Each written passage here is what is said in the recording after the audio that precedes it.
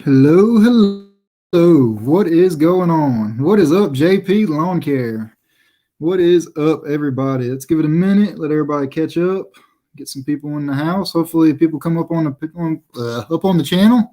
I can't talk today. JP, how are things going for you? Hope everything is going well. It's been a while, man. It's been a while since I've got on here and done a live. I don't remember how to do things. It says we got up to 7 people in the house. Let's see, none of my comments are catching up. Oh, here we go. Here we go. What is up, Carlo? How's it going?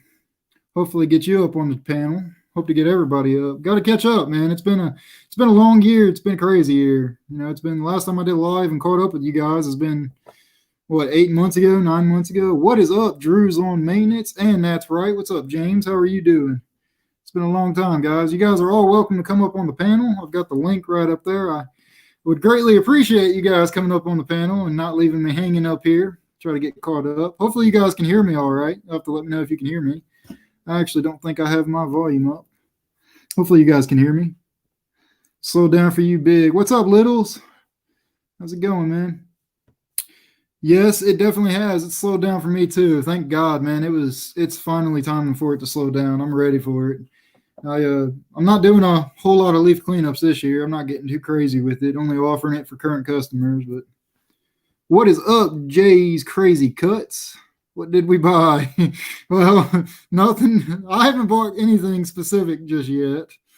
I'm doing some shopping. I'm doing some shopping. I'm getting ready to change up my whole setup pretty much for next year. I'm not too happy with my current setup. You got to move the garage, jump up soon. All right, Carla, hopefully get you up here, man. I talked to David Bull or Hazardra Outdoors. He said he was going to get on later. And I know another guy that's probably watching right now said he was going to get on. He's probably watching instead of jumping on. Husqvarna. You want me to go Husqvarna, man? Unfortunately, I don't know anybody that runs a Husqvarna dealer around it. Well, maybe yeah, I do. That's wrong. The one guy that would be able to tell me more about that needs to get on. I know he's watching. I actually tried out a Husqvarna trimmer here recently. I haven't got the video up yet. I don't know. It's about the same. I feel it's about the same as my Echo. I don't even remember what model it was. It was like the Husqvarna. Was it 525? Does that sound right? Something like that, or 570 something or other. I don't even remember what it was. I actually have it out in my garage. It's a buddy of mine's. He let me borrow it. Let me try it out.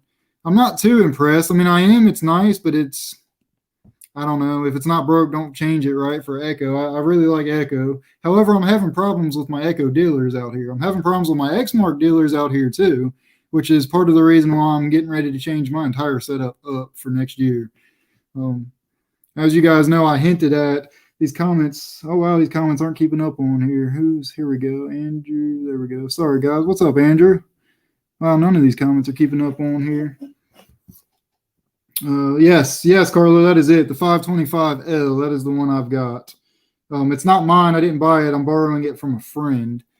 But yeah, the dealer support right now is sucking pretty bad. Steel trimmer is nice. I want to try the 95R or the 95R is actually one that's high on my list. I want to try. I'm trying to give them, I'm trying to give them the best comparison I can. You guys know I love Echo. I run Echo. It's all I've ran all year, but I'm wanting to change things up, try things different. But right now, I'm still kind of set on Echo. I still like it so far. I haven't had anything that's really changed my mind. Like, oh, I've got to have that. Go John Deere. So that's actually a possibility, possibly. The problem with that is I don't have many John Deere dealers near me. There's only one, and it's about 50 minutes away from my house. Of course, we are planning on moving a little bit closer to it, possibly, but until that happens, I won't know. Echo break after a few years. Yeah, I've got one that's been through hell. It finally crapped out on me. And then my brand new one has not been good to me at all. Toro, I will not go Toro at all whatsoever for this one reason. I love Toro. I love Exmark. But just like my Exmark dealers, the Toro dealers suck around here. So Toro is absolutely out of the picture. I will not buy a Toro. I want to. I really like the Multi-Force and stuff like that. And I'm looking for that size, that type of mower. But unfortunately, the Toro is going to be out of the picture. Just because the dealers, they want to screw around and if dealer support's got to be there. Of course, it doesn't seem like dealer support is there anywhere I go. But right now, Toro is definitely no, and I'm done with Exmark, unfortunately. But I'm going to have some videos coming up where I'll dip into more on that, and you guys will see what's going on with my mower and all that kind of stuff. Can't wait for the trailerless setup. Yeah, you know it, Jays. So I am actually looking at running a trailerless setup for next year. I'm really, really looking into that ramp rack setup for next year. It's part of the reason why I bought that truck and what I hinted at. I'm pretty sure I'm going to end up going a trailerless setup for the beginning of next season. That's part of what I'm trying to get rid of my old equipment for and kind of transitioning into. Because obviously a 60-inch mower is not going to fit on a trailerless setup. So I'm going to have my new truck as like a backup setup where I'm going to have my trailer and everything like that and, you know, a main mower to run. But then the old white truck of mine, it's going to be my main mowing setup with the trailerless, with the ramp rack.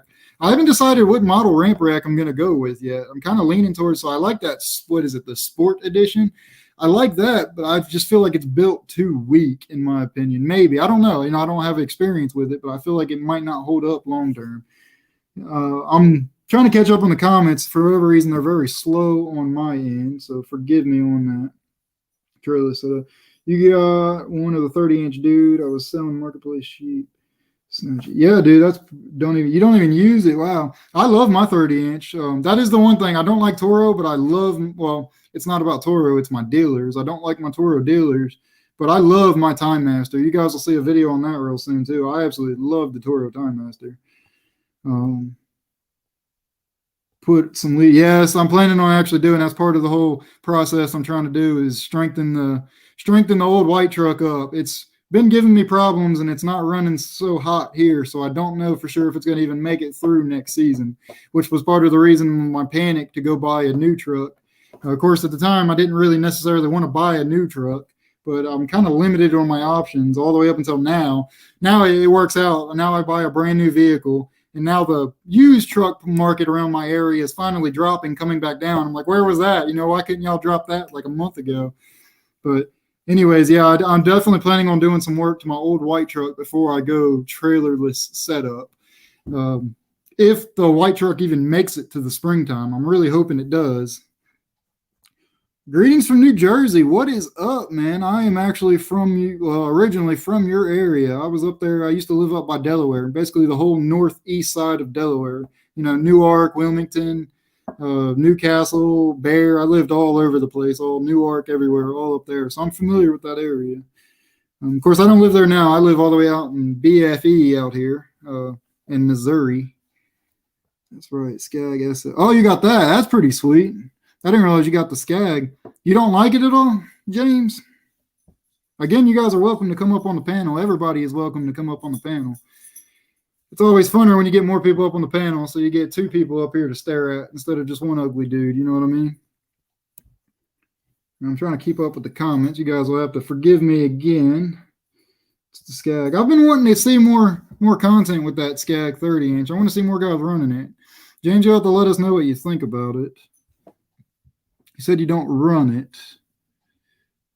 You got it for cheap, though. What is up, Sap Sucker? There he is. There's one guy I know is getting ready to come up on the panel.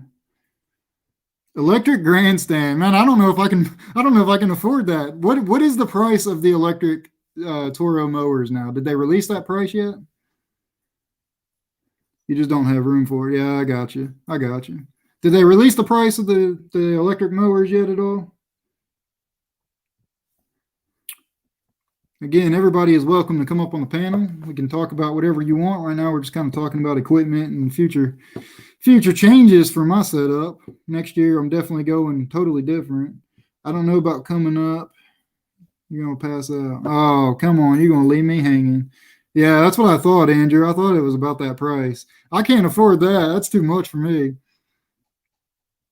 So recently, before I decided to go whole trailerless setup, hold on, we are going to have an old white truck as a backup. Where new design go. That's pretty sweet. We're kind of running a pretty similar setup in a way, sort of. I'm sure we're gonna have totally different mowers now. I know you guys love that Ferris. I've been stalking you guys on the Ferris mowers here recently. Ferris is kind of on my radar because there's one really close to my house, a dealership, anyways. What about the Ferris? Yeah, there he goes. So that is actually my next upgrade for the Time Master there, Littles. I'm planning on replacing the Time Master with that Ferris walk behind at the end of next year. So I'm going to get my Time Master through one more season. And then come that following season, if I'm even still cutting grass, then I'm planning on replacing it with that Ferris. But Jason and Christina, I'm planning on I've been stalking you guys as Ferris for a while because Ferris is on my list of mowers that I'm interested in, possibly replacing as my main mower. I'm not happy with my Exmark, but I don't know what model to go with. I don't have anything set in mind. Obviously, it's got to be something that'll work on the ramp rack setup. What is up? There he is, money making Mike G. There he is. I was wondering if he was going to get on tonight. So you guys will have to let me know, Jason, Christina, you guys will have to let me know what you guys are planning on running for y'all's setup after you do the mow and go. Just give me some ideas, maybe some pointers something to look at. I don't know. I don't know entirely what I'm going to do. I'm kind of all over the place. So originally 36. I want something a little bigger than 36 littles. What about the Ferris? So I'm looking, I think the biggest I can go is 48 inch if I go the what is it, that ramp rack setup. I think the biggest mower I can do is a 48 inch. So I'm looking for mainly a 48 inch mower. Iron Snapper 1532 for a few days. Great mower. Oh my God, Julian J. Yeah, they are here. I'm hoping y'all get up here on the panel with me. Hit that little link, jump on up here. Chillo. What was I saying? I just totally lost my train of thought trying to catch up on the comments. My phone is not keeping up with, or my computer that I'm on right now is not keeping up with the comments. So I'm having to look at like 3 different options. David, that's actually what I was talking about earlier. I don't know if I'm going to go Ramp Rack Sport or I'm going to go the next model up over the Ramp Rack Sport, because the Ramp Rack Sport's the lower end model. I love the price of the Ramp Rack Sport, but I want to know, will the Ramp Rack Sport hold up? You know, its weight limit is only 800 pounds. So that's going to depend on what mower I decide to go with as my main mower. And I feel like 800 pounds is kind of pushing it to be putting it up and down on the ramp every day, several times a day. If the limit is only 800 pounds and if the mower is, 800 pounds, 900 pounds plus me on it, I'm kind of feel like that might be pushing it. But I could be wrong. I'm sure there's guys out there that are running it that absolutely love it. I don't think I have a Gravely dealer around me, JP. If I do, I'm not aware of it. There's one guy I know is watching right now, but he's not on here and he's not commenting, but I know he's watching. He needs to jump on here. There is Carlo. I got you coming up. Carlo is going to join me up here. What is up, Carlo? Hey, let me kind of set up my camera. Mike G, I'm not sure how long I'm going to be on for. You guys know I always say I'll only be on for about 30 minutes, and it turns out to be about 3.5 hours. So I can't tell you how long I'm going to be on for. Well, which mower do you recommend to start a lawn care business? All right, here we go. We got one guy who's asking, what mower do you recommend to start? What is up, Mike from MBG Adventures? Marvin, that's a pretty good question. I think everybody else can answer here for you. My recommendation is it depends on your budget, what you're trying to do, and what are the dealers local to you. My dealers out here might not be the same as yours. I could tell you Exmark, and you might not have an Exmark dealer within a 300-mile radius for you, so that would be a complete waste of time. Yeah. Around here, that's what we got. Lots of Exmark dealers around here. Yes. Yeah, when I came in, I forgot how many Exmark dealers y'all had around y'all until I went in. What's up, Danny Lanier? You need to jump up here on the panel with me. I forgot how many Exmark dealers y'all had until I went in for back during the summer. I went back up to Delaware for the funeral in my family, and there was Exmark dealers all over the place up there. Yeah, they flooded the market up here. I found out talking to some people, they focused on this area up here, and they just went full out, and that's why they're everywhere. Yeah.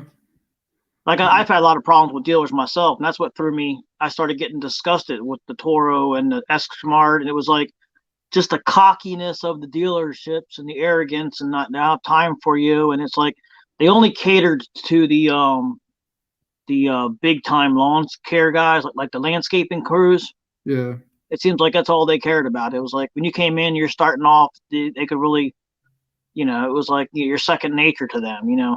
Yeah, I absolutely hate the Toro dealers around me here. That's why I will not buy a Toro other than the Time Master, but I bought that at where Tractor Supply or something like that. I won't buy that. I hate the couple of Toro dealers I have near me, so I will not buy another Toro. We got one new dealership up here. It's really funny because they were a Husqvarna dealership, Cub Cadet, Big Dog, and Big Dog, and because Cub Cadet bought a bunch of stuff out. Well, part of the whole buyout from the Stanley Black & Decker thing.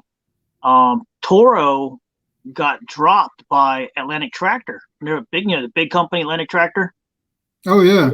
And they dropped them. So Toro, that's where I had my issue with my Toro. They kept it all summer and didn't fix it, just to tell me they couldn't fix it. I'm like, dude, you could have told me that like the first week I dropped it off. You know what I mean?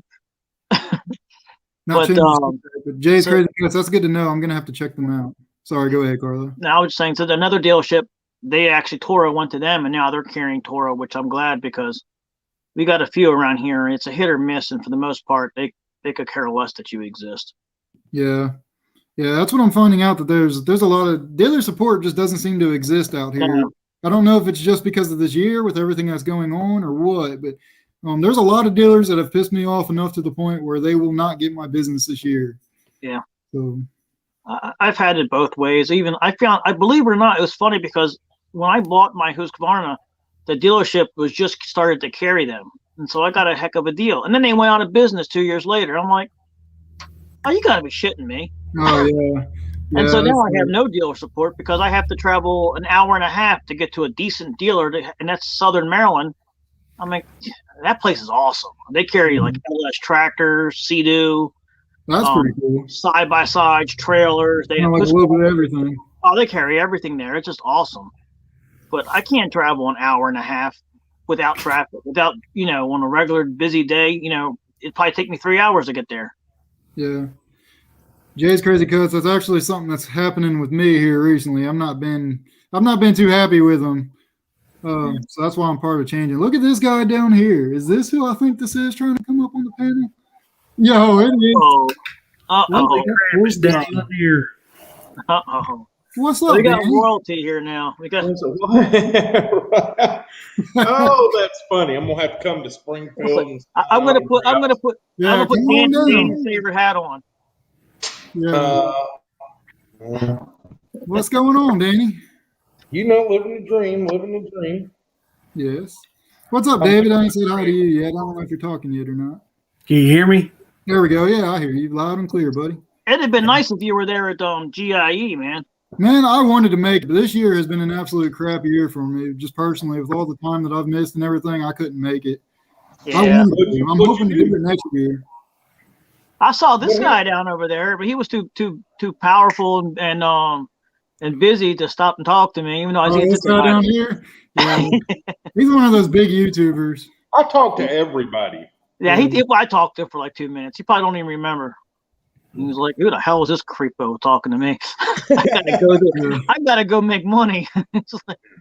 What's up, Tom? I saw Danny. You were on the Stable tractor inside, and then Juggernaut came up and photobombed you.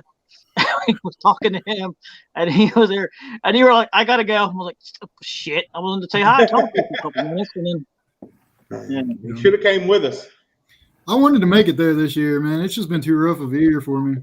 What do you mean too rough of a year? Dude, I've had a lot of shit going on personally, man. Business-wise, this has been a great year for me, but personally, this has been a rough year. Now, I was in a pretty serious car accident with my wife back in the beginning of the year. A month later, I lost my best friend. A month later, I lost a family member of mine, so I had to travel. I was out of town for 2 weeks because of that. And then on top of all that, with all the time that I missed, plus the weather has been absolutely crazy out here. And then on top of all that, I've had nothing but truck problems all year with my truck breaking down. And it finally hit the can, and I finally said, screw it, and ended up buying another one.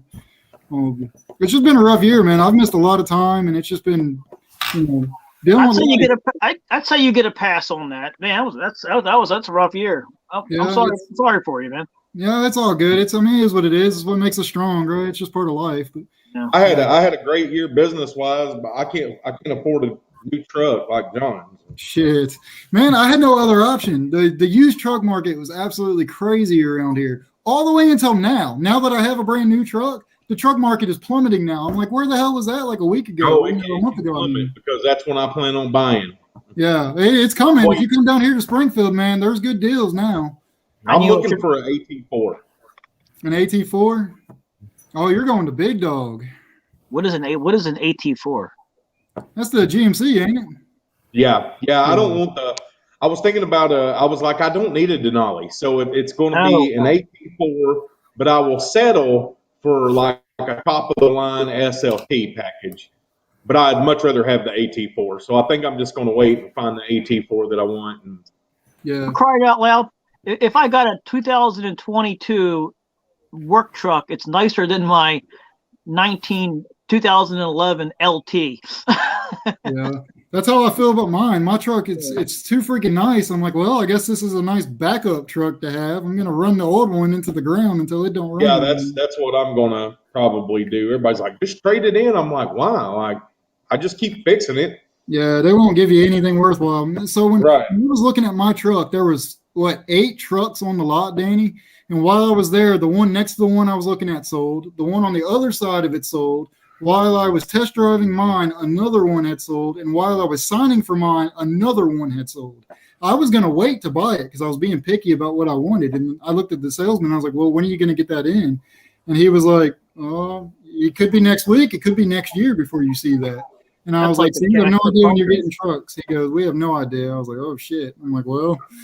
Hey, I gotta. Everybody thinks I'm ignoring them, John. So it's John's live, and everybody's like, "You won't say hi to me." Hey, say hi. I don't care, man. I'm pretty easy to get along with. I know you're famous and everything. Hello. I can't even see the chats. Let me see if I can do. That's right, Lawn Care. Hello, Andrew S. What's up, man? MBG.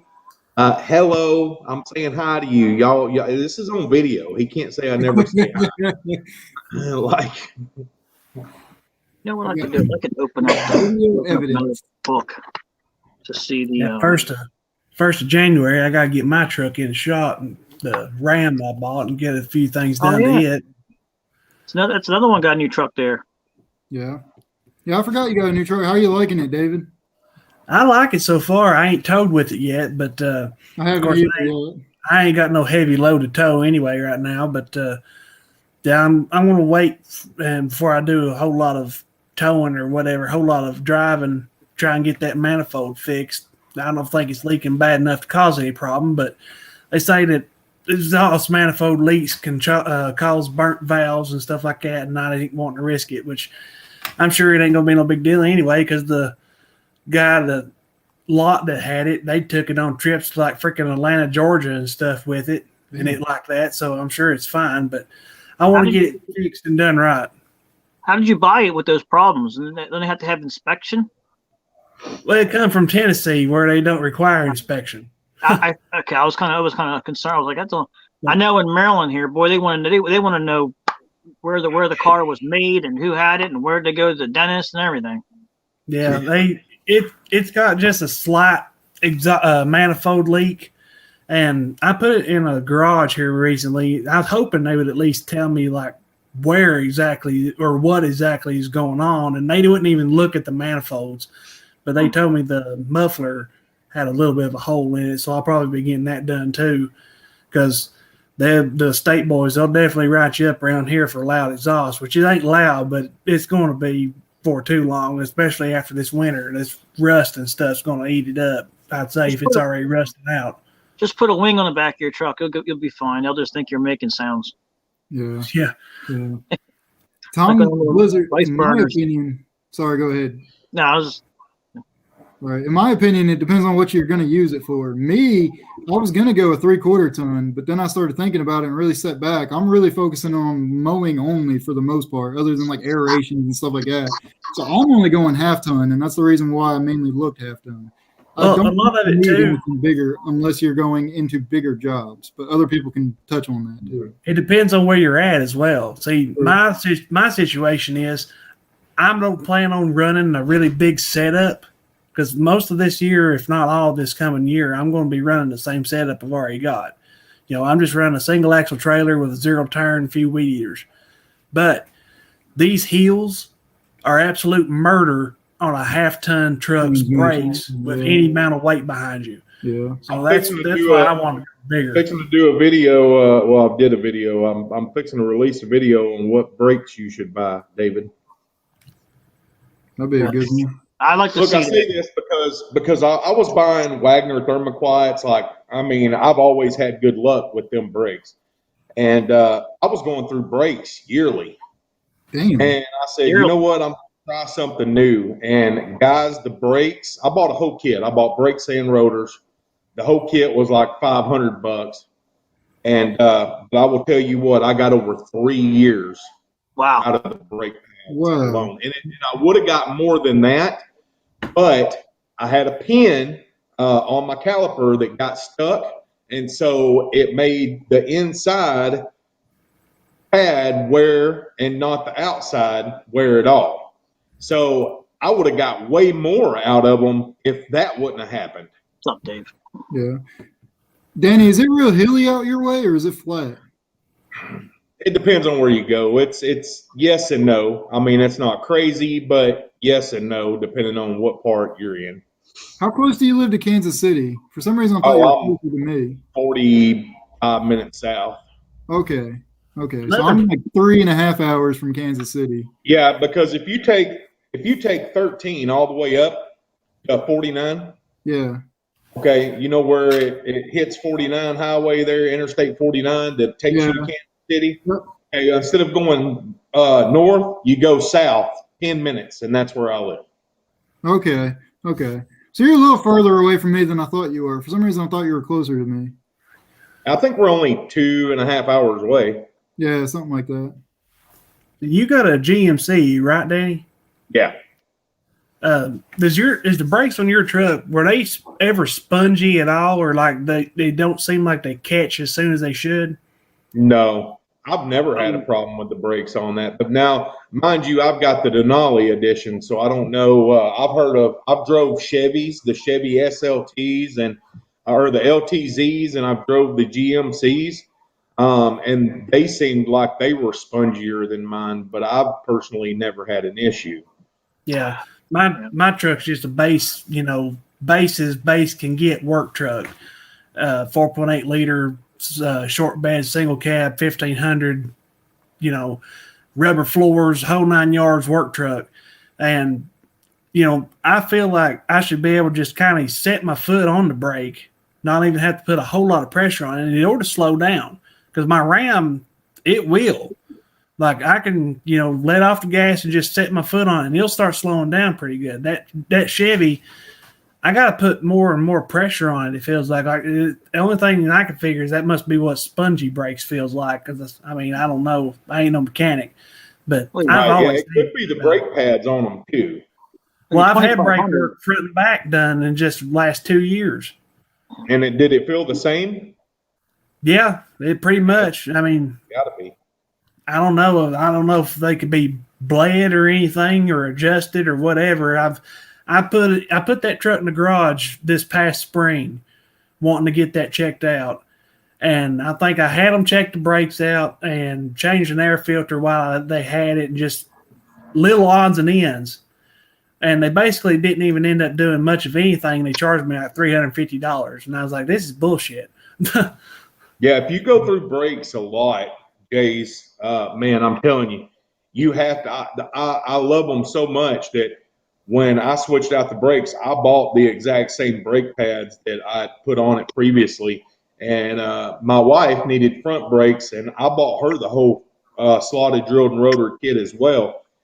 This kit is meant strictly for towing. It's meant for people who tow, whether it's yearly or daily.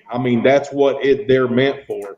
And dude, I tell you what, I'd buy them all over again in a heartbeat because I had excellent luck with them. I go through brakes every 6 months. I probably do 40 to 50 miles a day. When I got the enclosed, it has the brakes the brakes on the trailer made a big difference, but then the trailer is 10 times heavier than my regular trailer, so it kind of was the same thing. I'm still going through brakes. I thought I was hard on my equipment. Carlo, did you say what type of truck you have? I got the Z71 Silverado LT2 package. It's the it's got the 5.3 in it, which is General Motors had to give me a new engine at 30,000 miles. So I got a rebuilt engine at 30,000 miles. Huh, my truck had the same thing at like 40,000 miles. It had the engine put in it, and then it had like 60-some thousand on it when we bought it, and it's now got just over 100, almost 120 on it. You know why? Because they bought their piston ring from China. And, What's up, Mike? only reason why I knew what was wrong with it is because I knew people in the dealerships. I used to work for a car dealer for a long time, and I knew people there. And the mechanic, a buddy of mine, he said, "Oh, you got one of them from the dealership I used to work for." I said, "What do you mean one of them?" Car dealer for a long time. And I knew people there. And the mechanic, a buddy of mine, he said, "Oh, you got one of them from the dealership." Somebody's got their YouTube on. What do you mean one of them car dealer? I think I might even Mike. I still hear myself talking. I ain't saying anything. Got to be Mike. Mute him and see what happens, John. There you go. Yeah. Sorry, Mike. You got your tab open in the background, I believe, still. Sorry, Mike. Well, regardless, what's up, guys? I haven't talked to some of you in a while. What's up, Troy? I'm trying to fix it. My bad. John, I haven't talked to you in a long time. Carlo, I saw you last month. Danny, I saw you last month. Mike, I haven't seen him forever. Is that better? There you go. You Yep. good, man? Screen's so small. How do I make it bigger? Did that fix it? There we go. You're good. I think so, yeah. How's it going, Troy? I couldn't see you down there because I'm on the phone. The screen's real small. I thought it said Tony. Oh, Now I good. can see you opened it up. There you go. So I'll tell you what, Danny, when we talked at GIE, I got to say thank you and I'm sorry. But I remember you said how a lot of people copy your business card. And I have no intention of doing that. But I will say, What's up, I don't Gavin? know how well you can see that. That's on the side of my truck now.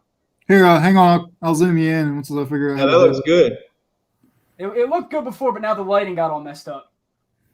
Uh-oh. Now we're just looking at John's face. Hang on. I'm trying to figure out how to do it. Trying to show everybody the beard he grew this year or something. I don't know.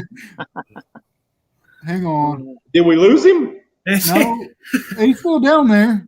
I think you zoomed them out. I don't know how What I in did the it. world are you doing, Oh, John? Lord. I'm messing Oh, this thing all God. Troy, up. we're sorry. Did I kick you out? Oh, yeah, I kicked him out. You Oops. kicked him Oh, I out. did it again. He got Sorry, right bro. in. Kicked him out Sorry, again. Troy. Sorry. Hang on. There we go. Sorry, This is man. back on. Oh, here we go. Solo layout. No. Okay, so yeah, really quick, hold up. So I pretty much, I'll be honest, let it focus. Hold up. There we go. There it is. I really did like the way your business cards look, so I kind of copied the look a little bit for on the side of my truck. It looks good. Thank you, I appreciate It it. does look pretty It good. looks good. Now hold on, let me see. While you still have me up, that's my business card, and yours looks so much nicer than mine because that is very basic. You know, the back just shows like jobs that I we've just, done. Blah I blah just blah. wanted mine to be different. You know what I mean? Like I seen so many people with just the same cards or the same type of Vistaprint thing, and I wanted mine to stand out. Mm-hmm. There you go. That Oh, looks yeah. good. That looks good. And it definitely does look really, really good. I mean, I feel like besides my business card, the business card is one thing. The one thing that I think stands out the most about my business is our website. Our website's beautiful, and I'm very happy with how it looks. I remember you showed See, me. I'm Yeah, you got a happy nice with my website. Hey, John, Mike's in the basement. He's not. He just bounced out, like out of the He basement. said he got his sound Oh. figured out. He's not in the basement. He says he's okay. He said he's sorry. He wants to come back up. Yeah, I was watching for him. I seen him lag out or whatever. No, He I said don't he'll see be him. back in 5 minutes. He's got to figure his sound out. Oh, okay. What's up, Bowman? I seen you join in there somewhere. Bowman in here? Bowman is in here. Bowman is in here. He's so close to me, and yet he never comes and visits. You know how sad that is?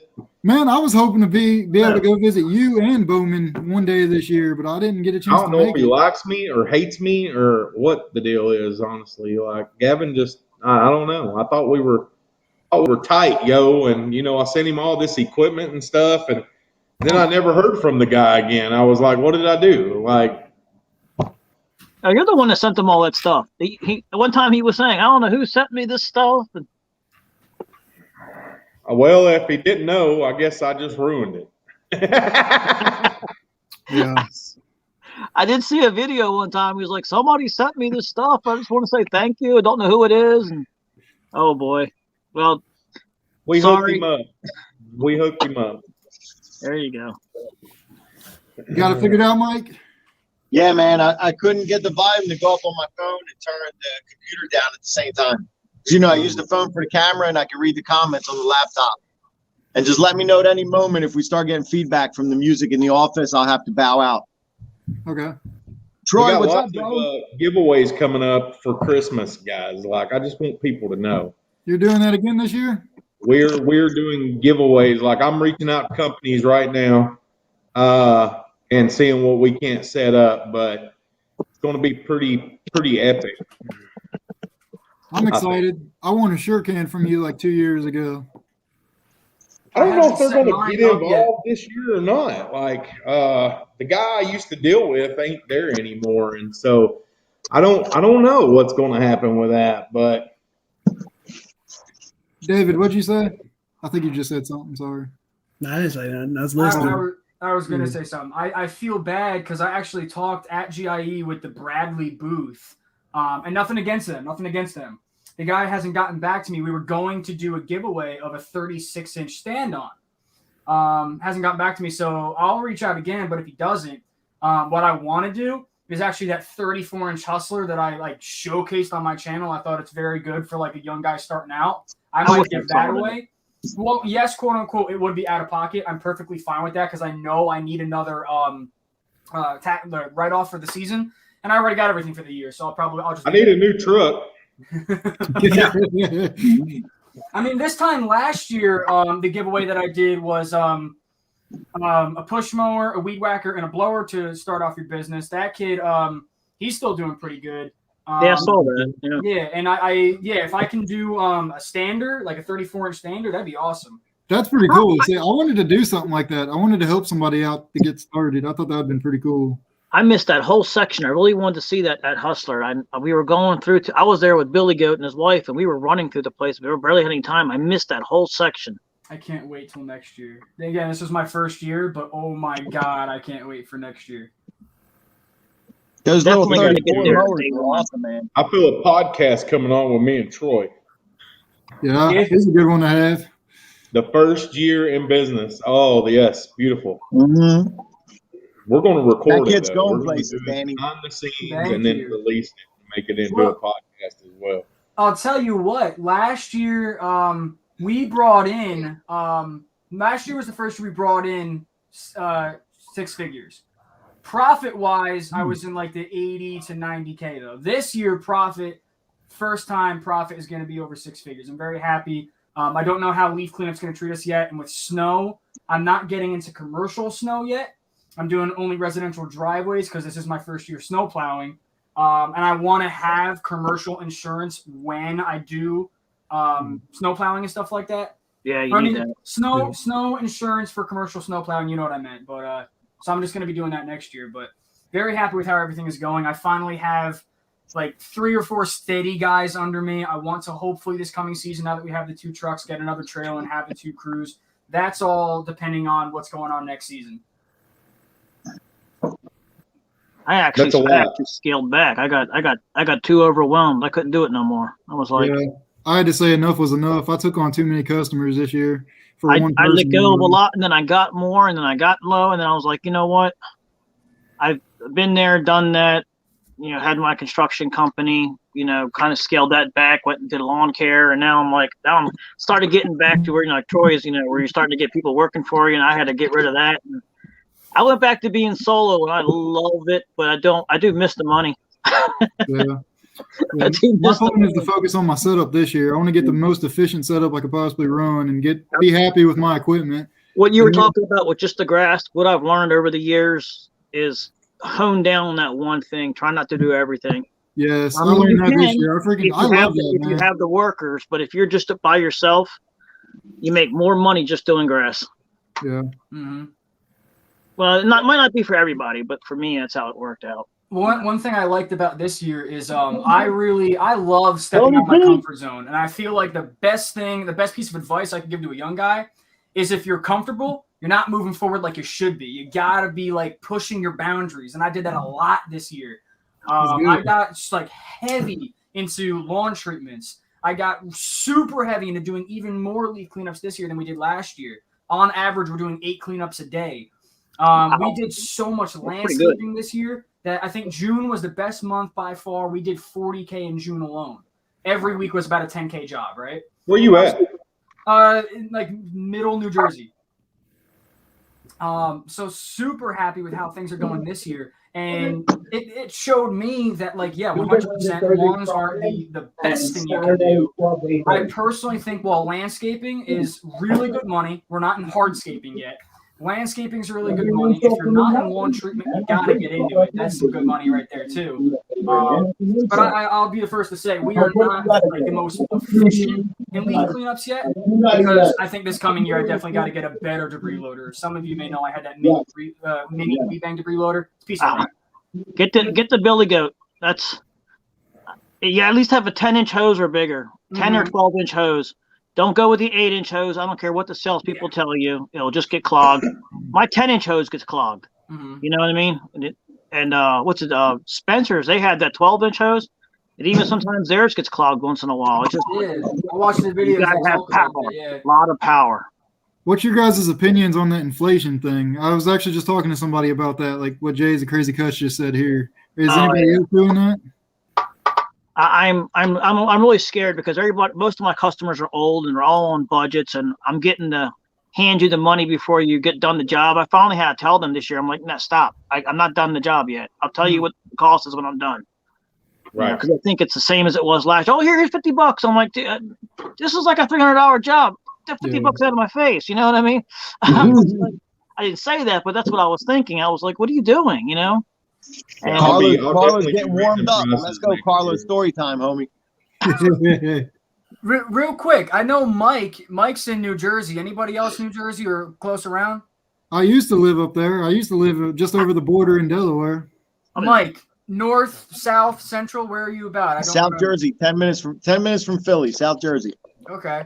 Because right now, we've been getting lawns like nobody's business at $45 a cut this season. Like at the end of the season, when I up my prices to $45 on new customers, people are saying yes, yes, yes, yes. So I'm like, okay, I could probably move to 50, which I wanted to do. I know other guys are moving to 50. What are you at? I'm 42.50. I got a weird number, and I'll tell you why. Because they always pay 45. Mm-hmm. Oh, okay. That makes sense. That makes sense. I know what you're talking about. I'm 42.50, and they always pay 45, and they think they're being charged 42.50, and they're always paying. But bro, my overhead is so low, man. The most expensive thing I got is my insurance out of everything. That's like $86 a month with all my other policies. I got like 7 policies through Allstate, and I run lean. I've downsized the last 3 years, and I'm running it like this year, and with taking my time, I'm slowing down.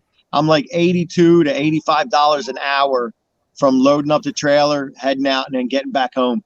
Yeah, I dropped my power washing business. I dropped my handyman business, and I dropped snow removal all on my insurance. And my insurance is so damn cheap now. But then when I need to do it, I can just join it back up. But then I stuck for the whole 6 months a year when I'm ready to go back into it. You know what I mean? Yeah. Yeah, you were doing a lot, bro. You were doing a lot with all that solo.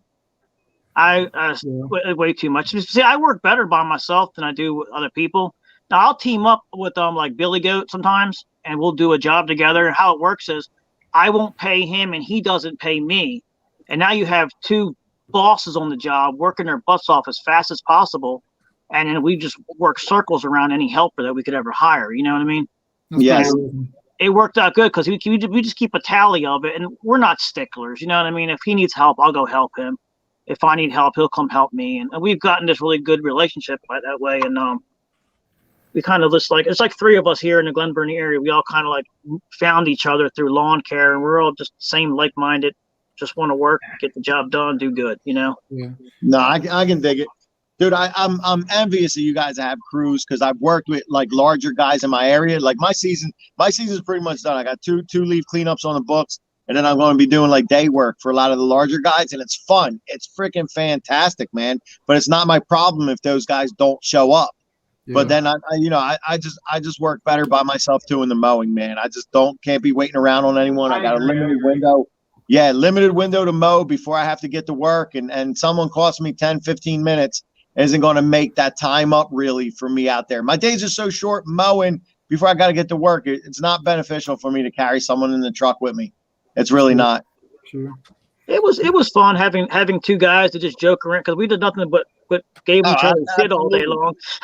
It was kind of fun, but it was That's what it's all about, man. I miss those days, but then again, I can't. To each its own, you know. You find your place, and then you come in and out of your place, you know. One day, I think if things got busy, I wouldn't mind starting up another crew, but I would definitely want to have two trucks. I'd want to be out by myself and just have the other guys doing the repeat work. You know what I mean? Like, sure, just service work, knocking them out. You know, service work, and then I'll go take care of the technical stuff. A huge reason. Andrew, that's a good number. Andrew was doing 65 per hour next year. That's a good number, Andrew.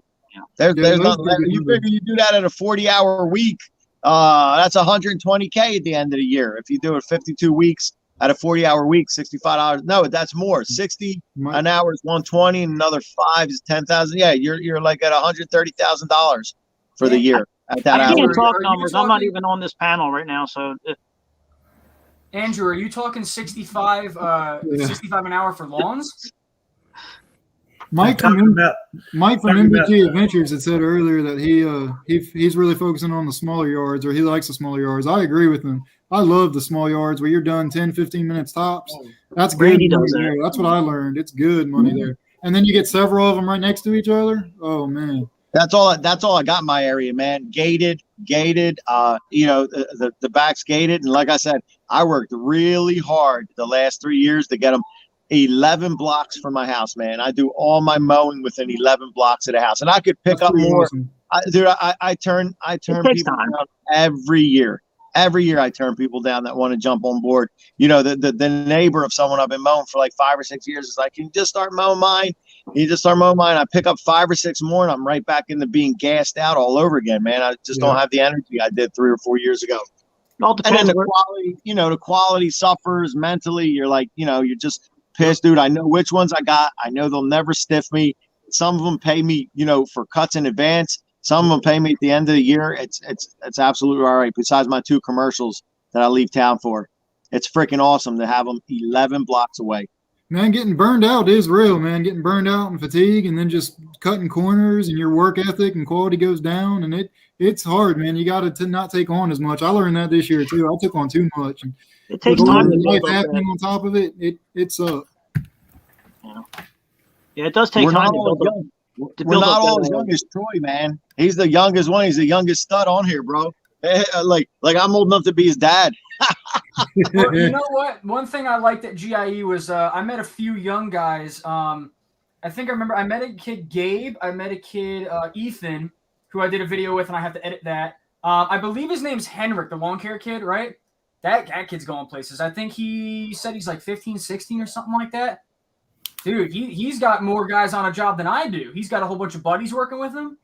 That kid's hauling ass. That's pretty. Is that the same? Is that the same kid that he's like lives near Brian's lawn maintenance? I think he might. No, yeah, you may or may not be thinking of a different kid, but I want to say that yes, he does live in Michigan. I think so. Yeah, because that dude, he's got a big setup. How old are you, Troy? Almost 23. I'll be 23 this month. Oh, okay. What? You guys know that? Okay, wait. This part's funny. Carlo, you may or may not have met Cornell. I was with him at GIE, right? No, Max Landscaping. Regardless, I might have. I met so many people there. I can't remember. Cornell messaged me like a year or two ago on Facebook. Up there. I left. Cornell messaged me on Facebook a year or two ago. Said he found me on YouTube and told me that he was going full time with his business. I was like, that's awesome. So we became friends on Facebook, this, that, and the other thing. We were talking here and there. And then one day he was like, you going to GIE? I was like, yeah. Are you? Yeah. So we met up there. and almost every day we were talking, hanging out. I was like with him all day. But one time we just get to talking. I had assumed that he was like maybe late 20s, early 30s. He was like, I think he said almost 40. And then he goes, wait, dude, I thought you were 30. I'm like, I'm 22, right? We completely got each other's ages off, but it was another one of those things where every time I tell somebody I'm 22, they don't believe it. Last year, I had no hair. I had a longer beard, almost like John. I had a long beard, bald head. People were instantly like 30 years old, all right? Everybody assumes I'm older.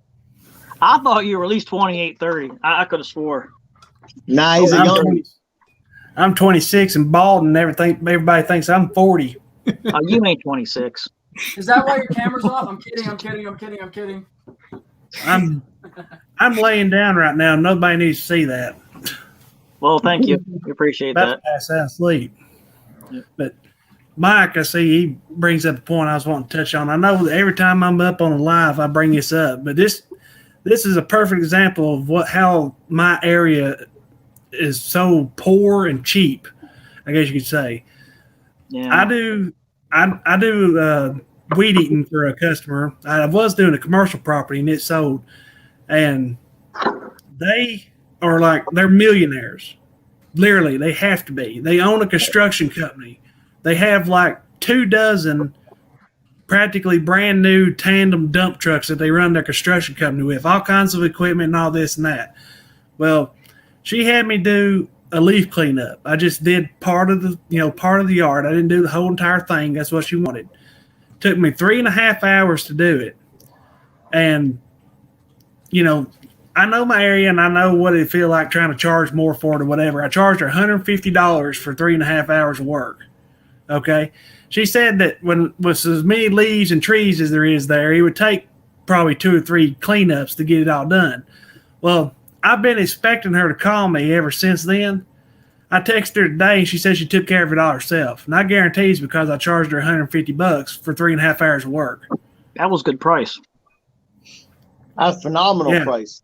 Yeah. I mean, anywhere I could go an hour away into Tennessee and that same job would have been easily $300. That's the type of area that I'm in. Yeah, I know what you're talking about. I've worked areas like that. We have an area over here where people are kind of like, it's you're not familiar with our area. We have a road here called Ritchie Highway. It's like literally the rags to riches road. It starts off in near Baltimore, and it ends up by Annapolis. Oh, I know right where you're talking about. And the economic growth is the closer you get to Annapolis, the richer and richer and richer it gets. Yep. Well, when you get into the richer areas, they want to pay the least amount of money. And when you're in the middle, they're like okay with whatever you tell them. It's really weird. And I've been working that rich area yesterday, the last couple of weeks, and man, let me tell you, the lady, I was supposed to come back a week earlier, and I was just going to mulch them with the mower. And she goes, well, how much is it going to be? And I said, well, $150. I was just going to cut and mulch. I get there 4 days later, and I swear to God, the neighbors blew all their leaves onto her yard. So I was like, it's going to cost you a lot more. You know what I mean?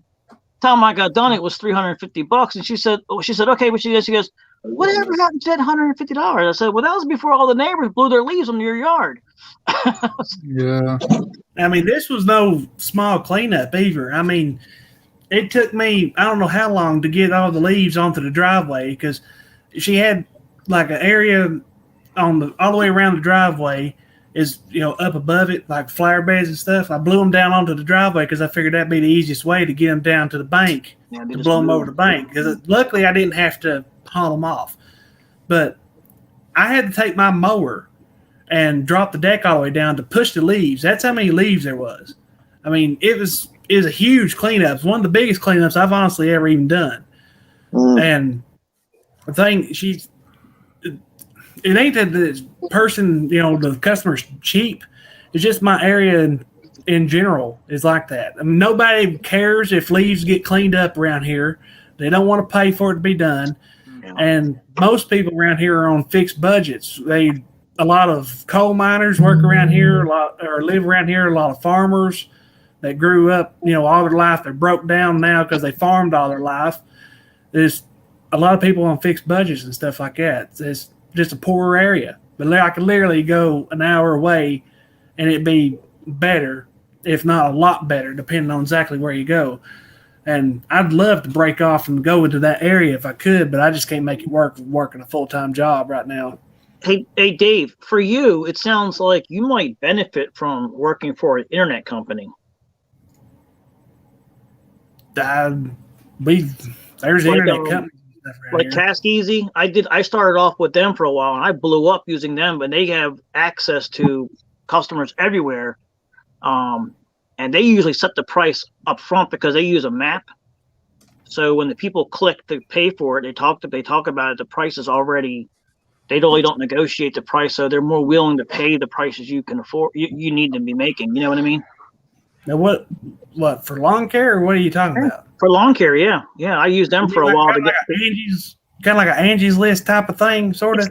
It's like an Angie's List, but it works a little different. They handle the money. You just get a check in the mail. They take 10% or 15% off the top without you knowing about it, and that's a good way to get some customers without having to actually be the one to get the money, because they're not going to want to pay it, but they're going to pay the internet company. It's almost like saying, hey, I'm going to pay the big company because I trust them versus I'm going to pay the guy out of the truck. You know what I mean? Well, honestly, I highly doubt that anybody around here even uses that. They don't even have a computer. You might just do like a little Google yeah. and see if they even offer that in your area. Because we got TaskRabbit out here in the Philly, Jersey area, man, and these young professionals gobble that shit up. Yeah. They'll go spend $10,000 at IKEA, and someone comes and assembles it all, and like mounts the TV stand on the wall and puts the bed together and moves it, and it's just a percentage of like all the money you spend. Dude, they get like $250 to show up and unclog a drain. Yeah, that's basically the same thing. It's already set up, and anybody can sign up for it. Usually they usually telemarket you somehow to get you. That's how they got me. I picked up the phone one day, and I was like, okay, go ahead and tell me your story. You know what I mean? I was like, Carly, were you using Angie's List or something like that this year? Or you were, but you don't like them? I am using them, and I don't like them still. They still have they have gotten better with returning your money, because now that it's Angie's, but they still don't have it specific size to the job. It's lawn care, land case maintenance. I get people calling me up wanting me to put down chemicals. I'm like, that's not lawn care. Oh, it's under the thing, you know. I gotten a few here and there, but I'm just it doesn't work well. They don't. It's really not geared for our industry. You know, going off of that, I've had people ask before, hey, what's the difference between lawn care, lawn service, lawn maintenance, and all that stuff? And I usually tell them it kind of all depends on what that company offers. There's sometimes, you know, get a lawn care company and they don't offer everything. You know what I mean? That's why on my website, in the top corner, there's this little widget. I use Wix. There's this widget you can click on to fill out this thing, your name, your address, your phone number, and then click what service you need. And it lists the services that we have. It even says power washing, quote unquote, coming soon. Then it says other. So you can say, like, if it's not listed, you can, you know, put in a request for it, and we'll either get back to you and say, hey, we don't do that, or this, that, or the other thing. I feel like a lot of guys, if you don't have a website, first of all, get one. It really does benefit it. And if you don't have that, I can't tell you right now, just today alone, I have different tabs open that every time they hit the submit an estimate button, it sends me an email. So I have a whole bunch of tabs open of different emails that I have to get back to tomorrow because I got back too late. Business phone, I got to get back to a whole bunch of voicemails from today. That's why I opened it slow. What was that? I'm sorry, I was talking about boy Lee over here at work. No worries. But yeah, you know what? Andrew said big companies getting out of residential. I hate commercial mowing. I think it's some guys in their area, the companies that they have and stuff like that, it might benefit you. I personally think whether it's my area or not, when I've dabbled in commercial mowing, it sucks. I like the residential mowing. And if I do commercial snow plowing next year, that's different. I don't want to get in commercial mowing again. I don't necessarily hate commercial, but I love the small yards. So that's what I'm mainly focusing on. As we said before, 15-minute yard, hell yeah. Yeah. See, I like another thing, we don't have that around here. All my yards, but pretty much all my yards are like a third of an acre to an acre. I like the zero turn yards because I can whip through them fast and they make more money because Then I end up doing such a good job and taking my time and making the lines, everything. I get the neighbors across the street oohing and ahhing, and I'm cutting theirs, and then I'm cutting the next. It just starts snowballing like that. And I'll have the whole corner, and So I can move from job to job to job and make more money than even in the smaller. I can actually get done a big yard faster than a small yard if the yard's Do open. you guys hear me? True. You know, yes, we can hear you. if it's open. If it's a I know pinball that. machine, no. I know I complain about the small town problems I've got around here, but I can't complain too much because I feel like for being part time, I do pretty good. Because Yeah. I know I made the video last year where I, grossed almost 12,000 working part time in lawn care. Well, I've not run all my numbers yet, but I go ahead and let out a little spoiler. I've grossed 23,000 this year, so I've literally doubled my income.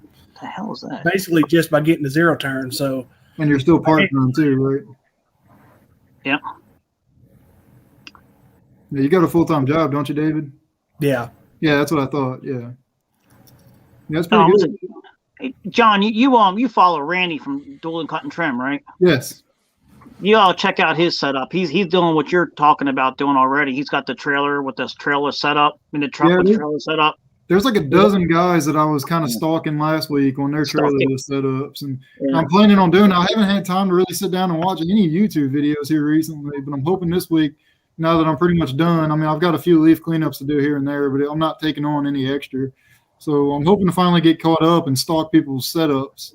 And then after the first year, I'm going to try and do something. I You find know Adam? myself. What's that? Down there, John. What's You that? know Adam, Hungry Cow Lawn Care. Yeah, he's one of my good buddies. What was that? Didn't you do a job with him? Yeah, I did a couple jobs with him. Your guys will actually probably see him on my channel here again quite a good bit. He's actually the one I bought my first backpack blower that I run. He's the guy I bought it from. And it was funny because I didn't know that he was on social media or YouTube or anything. I bought it from him in 2019 or something like that, I guess it was. And then it was Acme Mowing, Ben from Acme Mowing's Christmas special when him and his son were on it. And I'm like, oh shit, I know them. So then I went and stalked their YouTube page and I was like, hey, what's up? And then we just kind of connected after that. No, yeah, he's one of my good buddies. I'm trying to think when that was. 2018. It might have been the beginning of 2019. I think it was the beginning of 2019.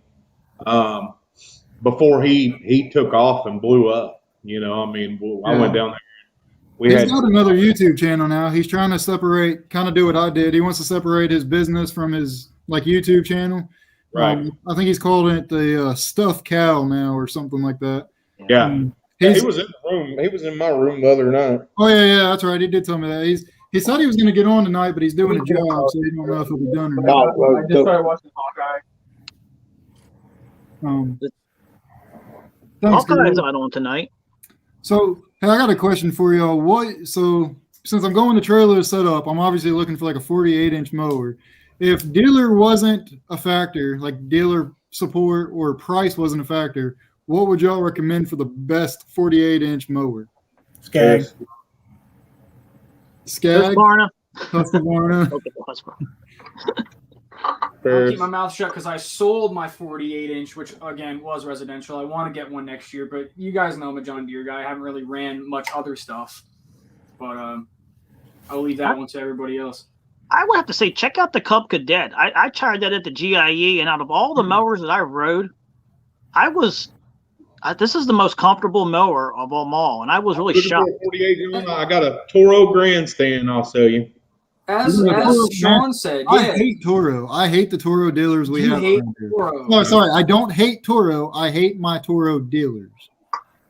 I can get behind that because I hate my John Deere dealer too, and it pisses me off. And I hate hear, my Expo dealers now too. I personally would love a Toro Multiforce, as everybody's getting them. I think they're so good. I wish other brands would do something like that. But yeah, if not Toro and Skag, I hear Hustler's really getting up there with a lot of guys who are using them. Hustler has had my attention for the last couple of months now, Mhm. and so has Kubota. There's enough Kubota dealers near me They're that they've got my expensive. attention. Kubotas are The one I expensive. looked at was only $8,000.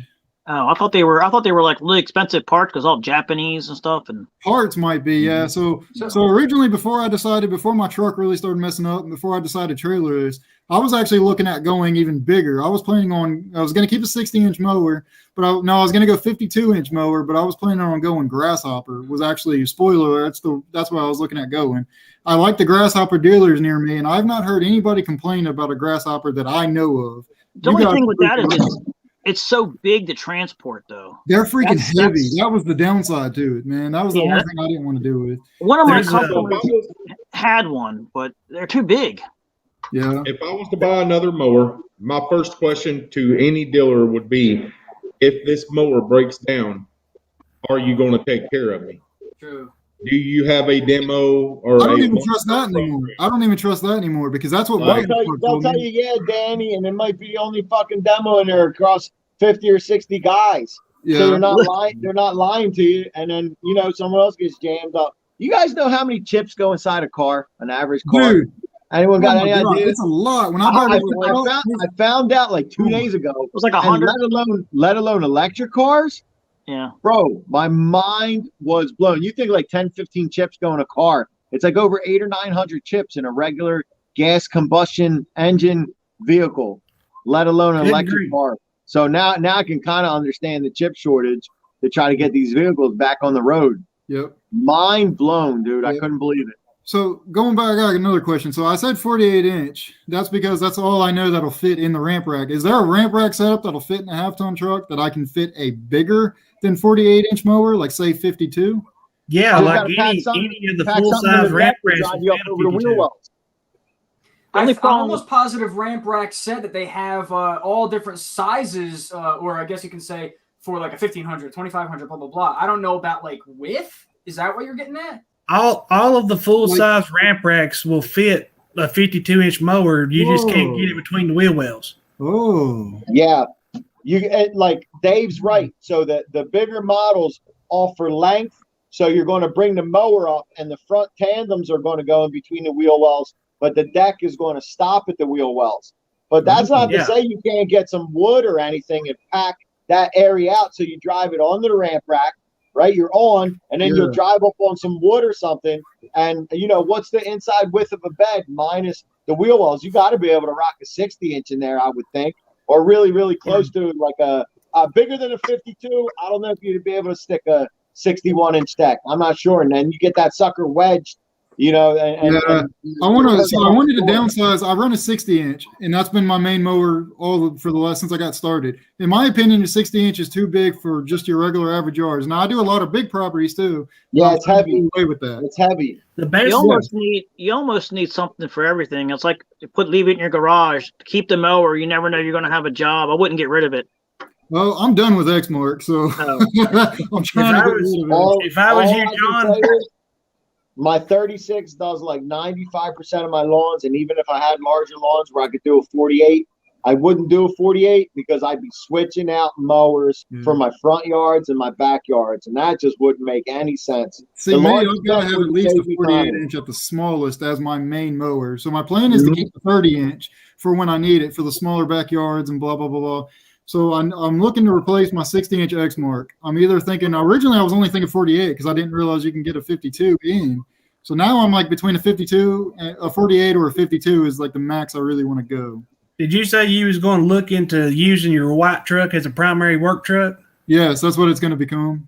Look into getting a cheap flatbed for that truck and get that specialty unit for the ramp rack they make that fits dump trucks and flatbeds.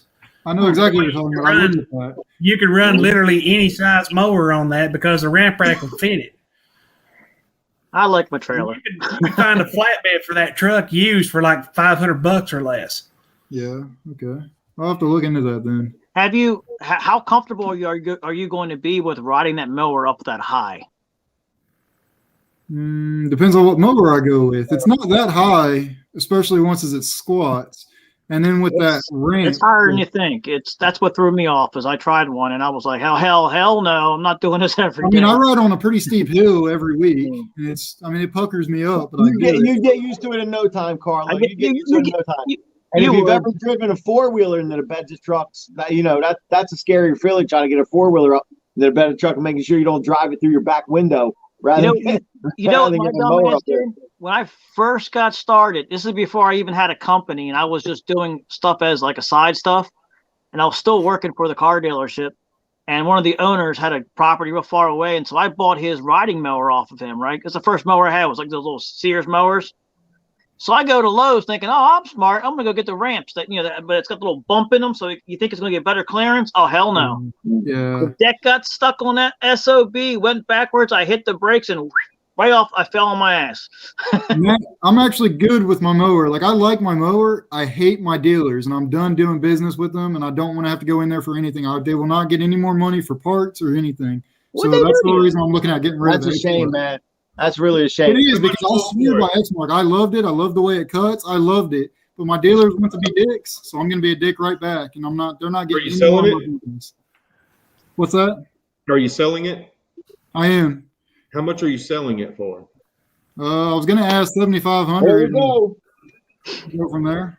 It's got 400 hours on it. It's a 60 inch. It's an X series suspension seat, big tires. It's got the Exmark chute blocker on it, and it's got the easy front lift thing that you spin to where you can change the blades. How many hours are on it?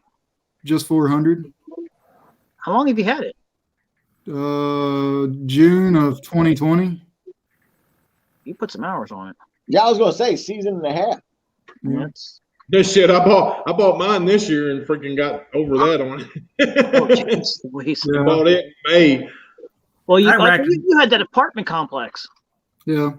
I racked the hours up on mine more than I thought I would. I put 200 hours on mine, me part time. I think I This put year, 1,000 hours on my how many hours I time put master on this that. year. Man. I use that thing more than anything. I wish, I went to the GIE and I was trying to find something to replace the Time Master, and I can't. I really want that Skag, but I couldn't keep that thing straight for the life of me. And it was It took me a heavy while to get it. machine. And when I first got on the zero turn, when I finally bought the new one, because the new one was a lot better than the residential I started with. When I finally bought that radius that I have now, it took me a while because it was a lot faster, and I couldn't hold it steady. But now I got to the point I just hold it with one hand, and I do. Yeah, pretty you good did the now. one hand thing with the Yeah, like this. yeah, I love I it. do that a lot. I found that with my Stars. I mean, obviously this is the first stand-on I ever had, which leads me to another question. But it took me honestly probably a month to really get down the Stars. I couldn't make a straight line like you said for the life of me. But now I'm liking my Stars. I used to hate it. I like it. But my question for you guys: anybody here have a 60-inch stander? Yeah, I got a 61. You got 61. I heard somebody said that they would never go back to riders or zero turns or whatever ever since getting a stander. I love my 36 stander now. I love standing. Like I actually don't even want my my rider anymore. Do you have only standers or do you have any riders? I went from a Toro Z Master to the 61-inch stand on. Mm-hmm. And I would So much better on agree. your back, bro. I will never go probably to a sit down again. So much better on your back. Oh yeah. Well, I feel way more productive on a stand on. True. How many hours are you guys putting on your main mower? Like your main mower that you run? How many hours are y'all putting on it? When use- I do, That's a good again, question. I gotta look downsized at mowing. We downsized mowing this year that we only mowed 3 days out of the week. 100 hours. Okay. Because I got to 3 days thinking, out I of was, the week. what you guys were saying, I was like, damn, am I doing that low of hours? Is that low? Like, should I be putting more on it for what I'm doing? So now I'm over nervous trying to think. I'm like, damn, am I doing it right or wrong or what? I put more hours this year than I did any other year on my mowers. I don't know why. I have to. I couldn't understand it. I was just like, man, I'm putting more hours on these mowers. I mean, like almost a time and a half more than last year. Yeah. I don't know. I guess maybe Okay. I'm going over stuff more. I think maybe I've been double cutting more. That's the only thing I could think of. Guys, I hate to kind of like if we were in the middle of a conversation, but I'm so happy right now because some of you may or may not know. I put up a video a while ago about the Stars. That yes, when I bought it, I'm actually gonna hide that because I don't want you guys to see that. When I went to get it, yes, I went to finance it. But at my age, Sheffield will not finance me because I don't have enough credit history. They don't care about credit score. They don't care at all. They care about credit history. So Sheffield never finances me. My dealer, whether he knew what he was doing or not, opened up a credit card. And I didn't know, being 22. I never really even used freaking credit cards. He put the entire mower. Yes, I put down a $3,000 down payment. But the rest of it on a credit card, tanking my credit score as I'm looking for a property. I went down like 100 points. I was like I'll just be honest, about the 715, 730 area. I'm just going to be honest. Tanked me down below 650. Want me to tell you a secret? What? You might want to delete this whole show after I tell you this. Because open up a credit card, put money on it, pay it off. No, I know. Open up another one, put money on it, pay it off. Yeah, Buy another one and just pay it off. And next thing you know, your credit score goes up about 130, 300 points, like that. But like I don't I said, know if it makes a difference or not, but I don't know if this is what did it for me. But I make double payments on stuff. Like if No, it doesn't make. each month I'll make a double payment on it, and I don't know if it's what did it or not. But over the last year, my credit score has gone way up. Oh yeah. Depending on what you're buying, depending on the credit card company, your revolving credit is what actually helped your credit score. So, if I go buy a motorcycle for, if I pay it off in 6 months, well, you would think it would have helped me. But in reality, depending on the company you are going through, they say, well, we need you to be at 12 months or we need you to be at 18 months. Then it's going to tremendously help your credit score. Yes, it's going to help my credit. But if I pay it off in 6 months opposed to a year, well, I could have screwed myself. Well, long story short, I only brought that up because I just I found out my credit score shot up. I don't know if like that thing came off or something like that, but I'm back to where I was, and I'm so happy because this whole, the past 6 months, ever since I got the stars, I've been so mad because of the fact that happened. But sorry to randomly bring that up. I'm just so happy because my credit score is back to where it needs to be. Last year, I got a $1,000 loan and just paid it back through the bank. That brought my score up quite a bit. I never even had credit score before that. And then I done that, and that grazed it up a little bit, but I'm still not enough. Nobody will approve me for financing either. I've tried to buy a mower twice through John Deere, and they wouldn't finance me. Really? I had Of course, I was only around 650 or something there like that anyway, too. But they use debt to income ratio. That's what the creditors use. They go by the biggest problem is a lot of people that are in this industry want to keep all that cash and not claim it. It messes you up in the long run. You in the long run because like when we were looking to buy a house, everybody's when I got into this, I said I was going legit, 100%. I wasn't cutting corners. I wanted to know how to get into it and do it the right way, and because I knew that banks and stuff. I mean, it's hard because if I go buy a new truck, they're like, well, we need paycheck stubs. Well, I don't have any. You're just going to have to get my taxes from last year and go over my income and then do my wife's income or whatever you need and figure it out from there. So I claim everything. Everything. I don't care if somebody gives me $5. It is claimed at the end of the year. And because I know that there's going to be one day that I'm going to sit there and go, well, I want this new truck, and that $600 a month Joe Schmo gave me in cash that I didn't claim is what's going to screw me from not doing it, So I just claim it all. It all goes to the bank. That's one thing I screwed myself on getting into lawn care. I didn't realize starting a business was going to kind of screw you in the long run when it comes to buying a house. So I started my business officially, I think in 2019 or 2020, whatever it ended up being. But last year, my wife and I tried to buy a house, and they're like, well, we need to see 2 years worth of your proved income for your business. I'm like, I haven't even been open that long. Well, you got to come back when you've got 2 years of proved income, or everything takes time. It's just like the whole YouTube thing. They won't just give it to you right away. They want you to learn how to process, and before you get into it, before you get to. Yeah. I still can't figure out how to get paid. Yeah. I went through all the paperwork. What's that? You're not monetized yet? Yeah, I got a million hours. I can't figure out the paperwork, how to do it. I went on step one. I can't get out of step one. It was confusing for me. I remember. I don't remember how to do it though. You get on those little blue highlights, you start clicking on one, it's another freaking paragraph. Another freaking paragraph. There's Did nowhere. they send you the thing in the mail yet where you verify it's you? No. You haven't even got to that yet. Carl, I'm glad you mentioned that because before on my YouTube dashboard, it would tell me estimated revenue or something like that.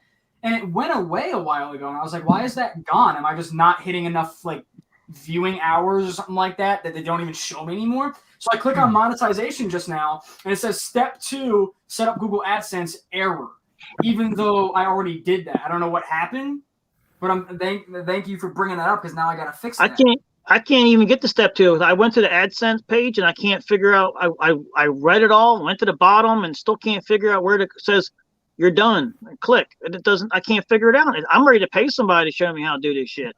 I'm gonna leave it on this page and figure it out later. But I don't remember how I did it, but it was a pain in the ass for me. I mean, it took a couple of days of me sweating bullets over here. Like I finally got it. Why isn't it working?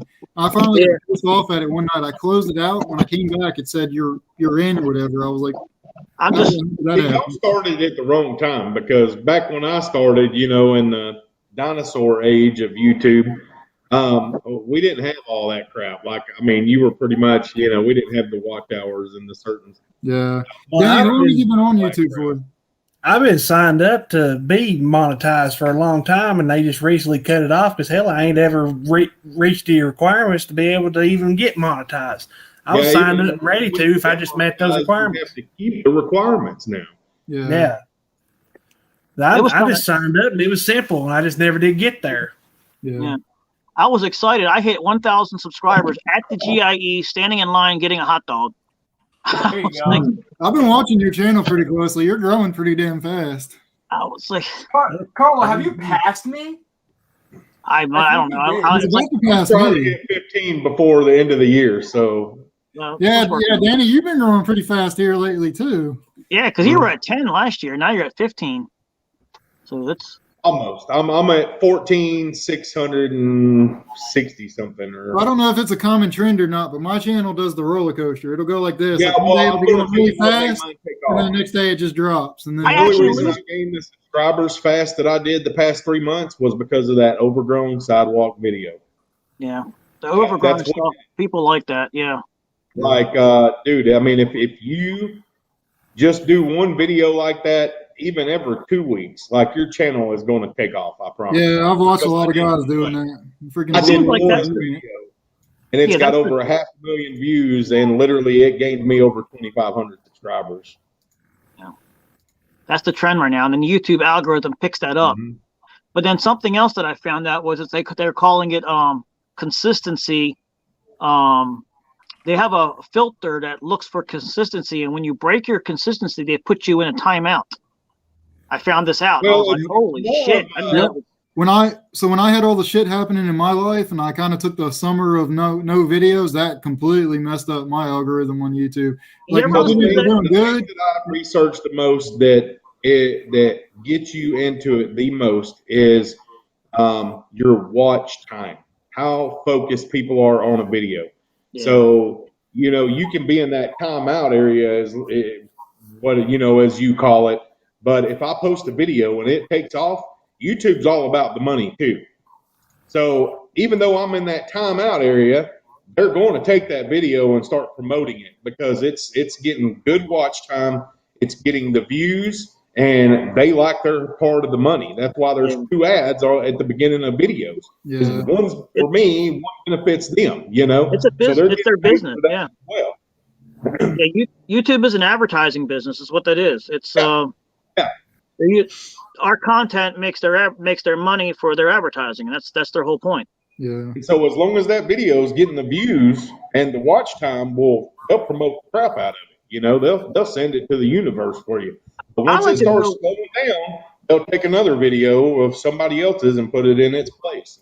I have to say there's one person on YouTube that's got at least should be breaking the Guinness Book of World Record right now of the fastest YouTube grower in lawn care, and that's Al Blades. Al Blades. He does all the overgrown properties. holy crap. I mean, good for him. He blew up, I mean, like a rocket ship. I was like, holy crap, overnight. I mean, literally. See, the problem I have out here in my area with doing overgrown properties is there's the ordinance goes in. They just change it from 12 inches to 7 inches. So now if your yard has grown up more than 7 inches, you come get one of those wonderful signs in your yard. So finding an overgrown yard for me is almost impossible. We have them here, but they're not too many. Like I said, in Maryland, they're really strict about it too as well. But I got this. What did it for me was a property right across the street from my freaking house. It's completely desolate. For 15 years, no one's lived in that house. And what's the odds of the universe screwed me all up? I was going to finish the whole house. 15 years, no one's ever there. Somebody shows up after I get done, started cleaning on it. I think the neighbors called. And now I cleaned it up so nice, they were able to get their car trailer out of there. They got the car trailer. I was like, oh, well, maybe let's do some work in the house. Now they're working. I'm like, can I even went over there. I was like, well, can I finish this right now? And they're like, oh, well, we want to kind of hold off for a little bit. And then they said they'll pay me to do it. And I'm like, yeah, but I want to do this shit right now. YouTube is hot for this. I got to do it right now. Yeah, it really screwed me up because if everyone was watching it for that, and then I actually had to do a follow-up to explain to people what was going on over there. Yeah. I mean, that's like winning the lottery and getting hit by lightning in the same day. Mm-hmm. I mean, it was like around here, they're so grown up. There's trees in the yard. Yeah, that's how this one is. Or if they're lived in, they're full of needles, or you're gonna get shot.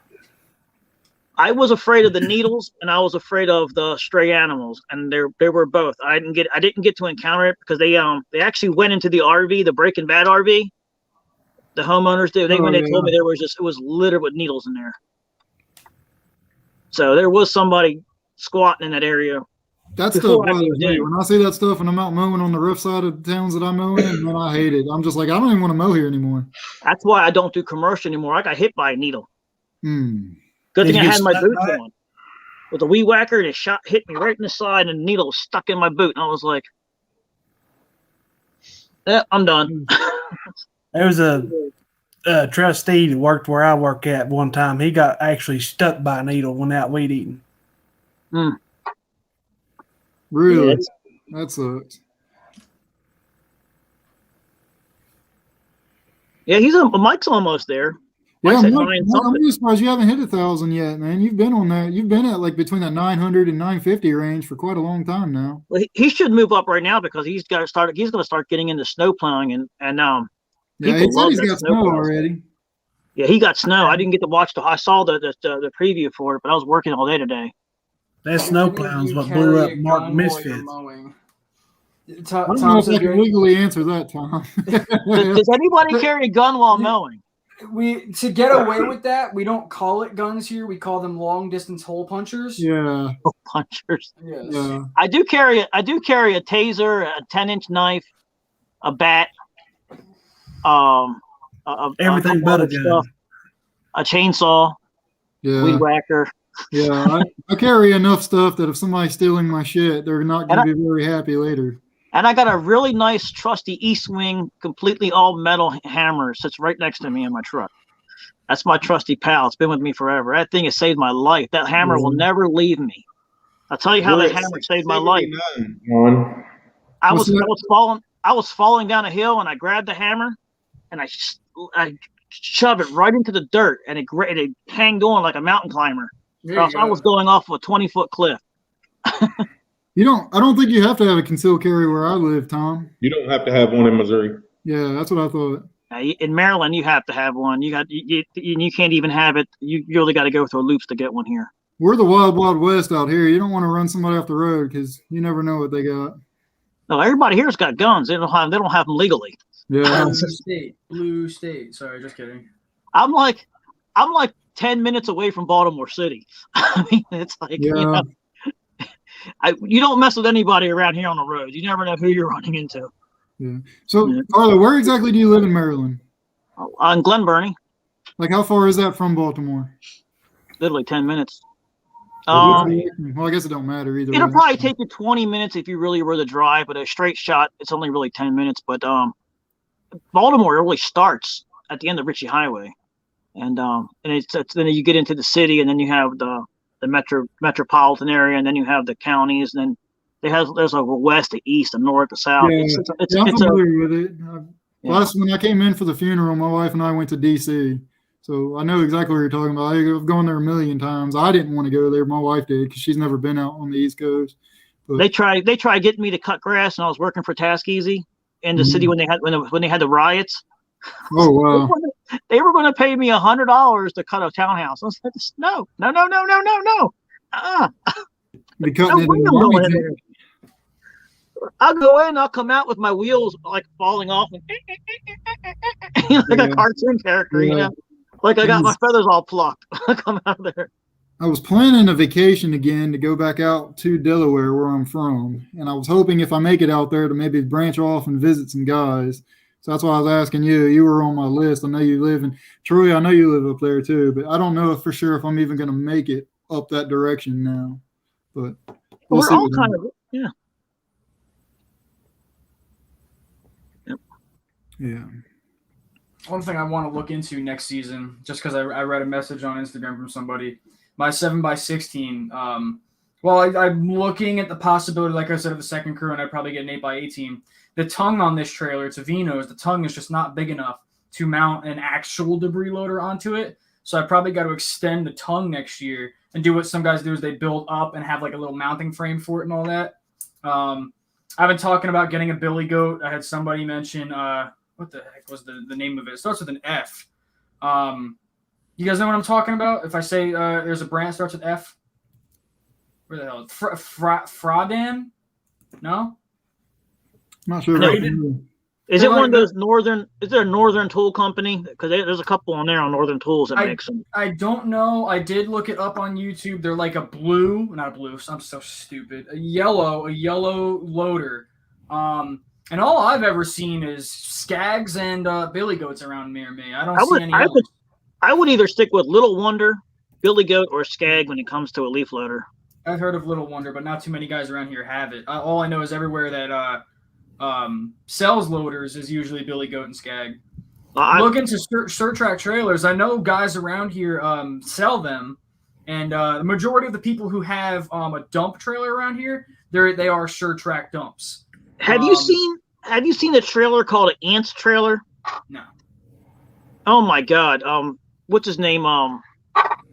Stanley Dirt Monkey. He went to that convention out there. That's the exact thing, John, that I was talking about making for my trailer. I know what you're talking about now. Company already makes it. And I was like, Yeah. you got to be shitting me. It's a conveyor belt inside the trailer. Oh, I thought you were talking about. I saw some video that he put out about a trailer that had like airbag. I don't want to say airbag suspension, but basically you had airbags for leveling out the trailer. I guess it was. I don't know if you saw that video he had. No, I didn't see that one. No. Because that same company, Ants, actually makes a trailer that actually zero drops. It kind of comes down like this, so you get no. You can actually run one of those Skyjacks onto it because it's zero drop. Mm. That's actually a cool idea. But you're talking big money. Yeah. Overhead's not worth it for what we do, you know. But I'm gonna have to make something on my trailer. I've always wondered. I've always seen the DIY stuff where people put a winch on their trailer and they run a chain through the front to the back, and so it could pull that wall out to bring everything out and everything. Oh yeah. I've always wanted to do that. I do a lot of rigging up DIY type of stuff in the sense like some of you guys might have saw on my dump trailer when I had it.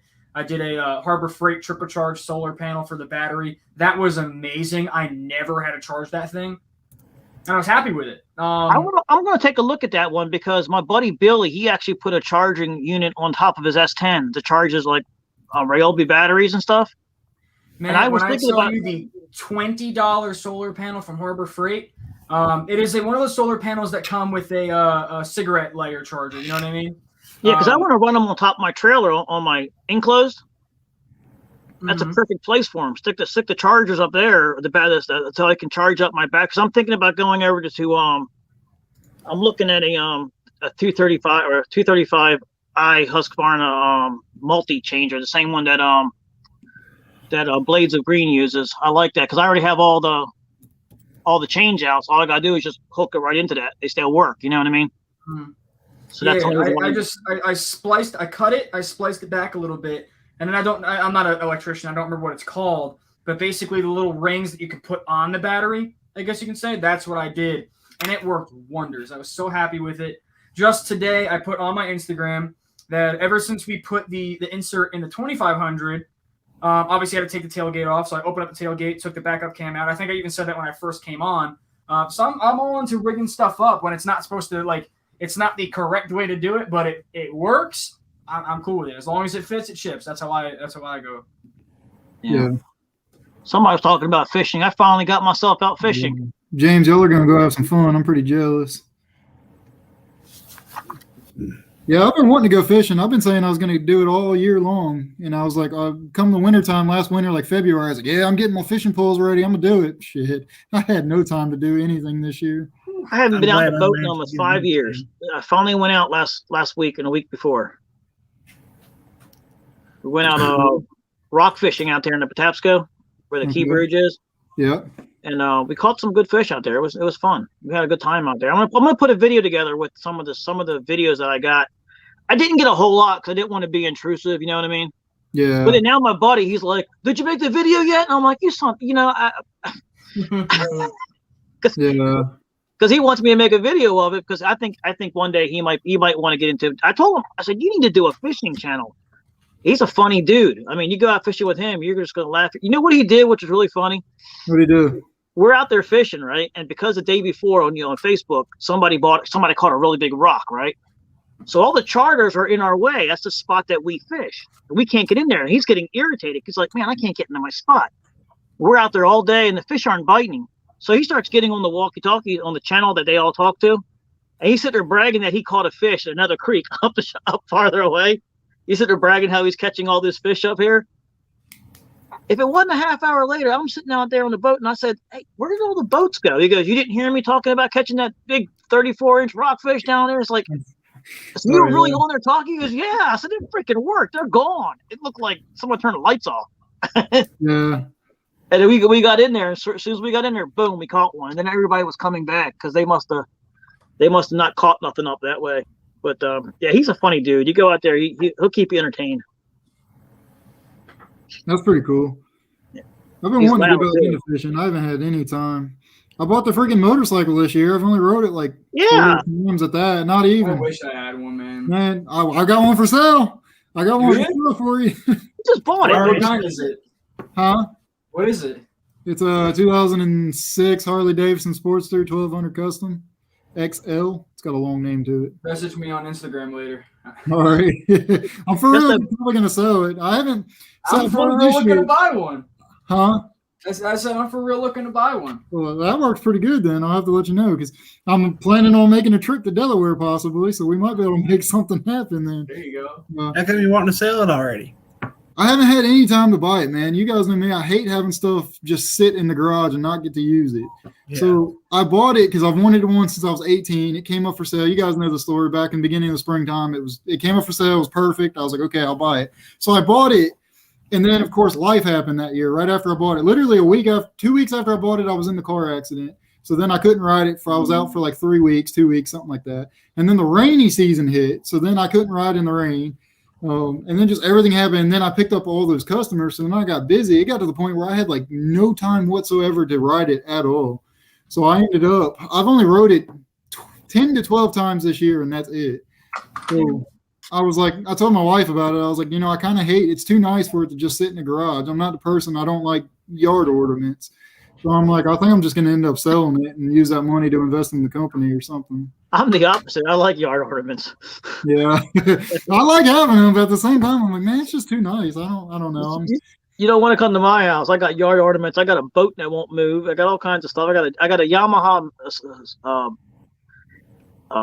snowmobile that I bought off Craigslist for $400.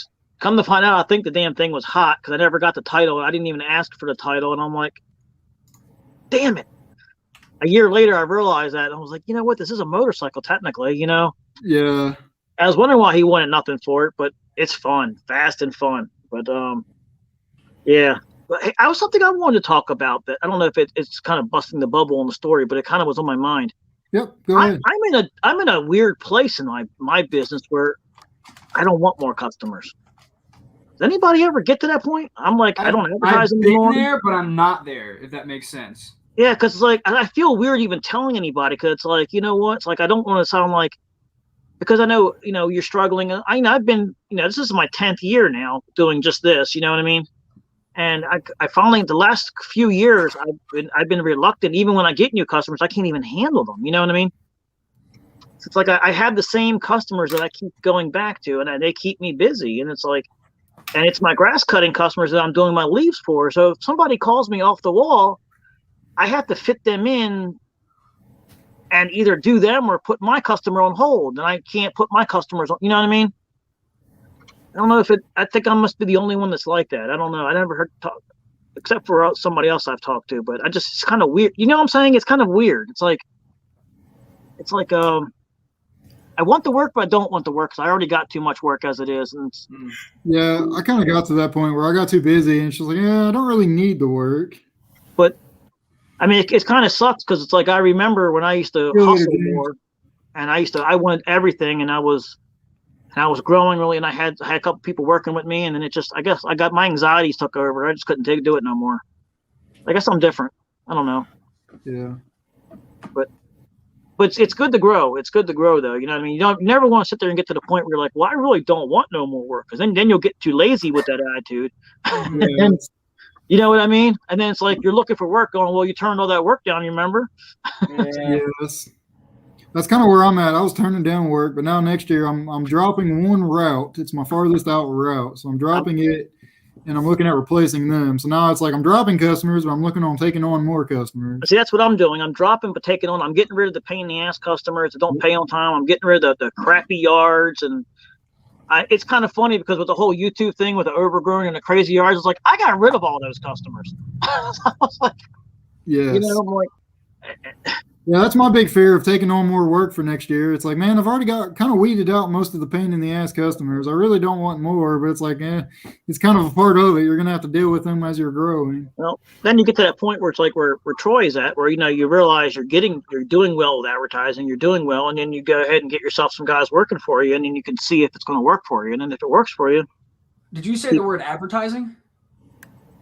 Yeah. or something like that. What does that mean? I don't know. What is advertising? Advertising. I don't know. Sorry. I guess you advertise. I don't know. Maybe. No. I was being a dick. No, we honestly, I haven't advertised in a long time because we were able to basically. I don't do a house farther than 15 minutes from me. We pretty much have got our business down to majority Good. just the town I live in, stretching out a little bit into the surrounding ones. And, like I said before, on the website, I'm getting people emailing, calling every day. I don't remember the last time we had to advertise. And that's not me, tooting my own horn.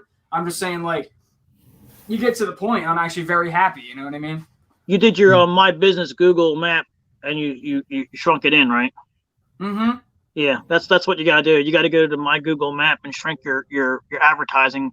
Well, it's not really advertising; it's your exposure. Service area or something. Yeah, your service area. Yeah. Give me 1 second. I'm almost positive. Yeah. That's actually how I got most of my customers this year, was either from a friend referring me, a customer referring me, or a neighbor of one of my customers walking over. That's how 90% of my business has always been. And like I said, I tried. I want to try that Angie's listing app, but I wasn't. I don't know. I wasn't that happy with it. Here, let me refresh this. Oh, this is my website right now. And this is actually this video is quote unquote outdated. I want to change this because this yard actually I feel like does not do us justice. We've gotten better with our lines and everything since then.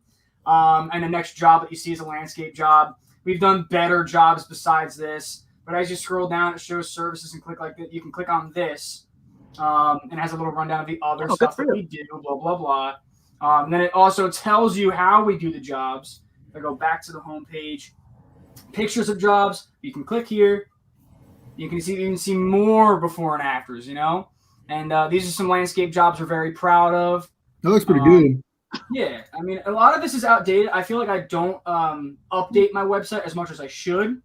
This right here is what gets us the most work. And in a totally not I guess you can say, stereotypical sense, it's usually older women. They will call and it's That totally not is. like, they're like, oh my God, we read your website and before we even called you, we wanted to hire you. They read this stuff and it's personable. I'm not saying any of it's a lie. It's 100%. I say who I am, when I started a business, how, why, and what I did before, how I came to where I am now. And I tell my guys, I'm like, hey, here's a shirt. We'll take a picture, write something up real quick, Yeah. And all my guys have one. So that looks really good there, man. thank Really you. good. And this I like one, I get some people who call every once in a while, and they say, hey, man, not to waste your time. I'm not interested in a quote or anything like that, but I was reading your lawn care help thing because a lot of guys, when they see the pictures of the jobs that we do, I say, hey, if you don't want to technically hire us to do the job, on our website, I tell you how you can do it yourself. And I have this whole rundown of basically saying, like, hey, around our area, a lot of guys have ryegrass. Some people have bent grass. But it's usually like Kentucky blue, rye, fescue, and What's up, zoysia. Al? Sorry, go ahead. Yo, what's up, Al? We got the big dog in the house. Oh, Right. yeah. Oh, so Mr. real Guinness quick, Book guys. of World Records. Yeah, there you go, 100%. We were talking about you before, Al. Yeah. But Yeah. really quick, this is what I was talking about before. I want to update this because I don't think it looks that great. You fill all of this out, hit submit request. Obviously, I had to do this because I actually did have like fake ones coming in, and it just gets sent right to my email. That's really good, man. Al, did you pass 200,000 subscribers yet? I just looked. He's super close. I think Yeah. 197, right, Al? Yeah, I said he's going to hit 250 before the end of the year. You guys remember the live that we were on and I was talking about him and I said, nobody knew who he was. Remember that? I don't know if I was there. No, John was there. We were somebody else. I think it was Misfits. We were on Misfits. And I said, you gotta check out this guy out. Yeah, I think I remember now because I was like, no, I don't know who that is. And then I found this channel. Now everybody's like, yeah, we all know who he is now. And I said, Al, everybody knows who he is now. Yeah, what's his Al, you need to come up on the panel, man. You need to hit that link. Join up. Come up here on this. Whatever I just tried to say there. Come up here on the panel with us. There you go. Here, John, give me one more second because I want to say Yeah, two other definitely. things. Sorry, I'm taking your thing away. Oops, sorry. I hit the wrong thing. No. Keep it up for 1 second. Yeah, I'm messing it up. Oh, Lord. Hey, Troy, is that on through GoDaddy? Who'd you use? This is Wix. And Wix, give me one second. I have it over here. Wix costs, where is it? The website plan is $204 a year.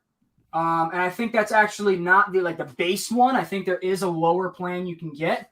I pay for 2 domains though, and it's about $15 a year. So think about it this way: it might be $200 a year, but you get one house that pays it off. You know what I mean? Yeah. So it looks what really else? professional. I like it. Thank you. Another thing, I'm going to click here again, but I don't like this video at all, so I hate looking at it. Right here, this mowing schedule, I update that almost weekly, where it says the mowing schedule for the week of, let's say, December 1st to December 7th is on schedule. Or I say we are not on schedule, so we'll come on this date or this date. Every year I do this. You guys can read it if you want. I don't care. But I always have an update at the end of the season, basically saying, hey, this is what happened this year, and this is what's changing for next year. And I tell people, I'm sorry if you didn't read it. It was on my website for like the better half of the year. You know what I mean?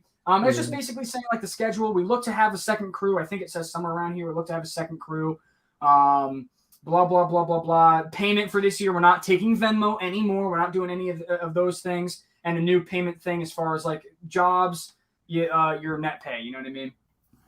But very, very happy with how my website looks.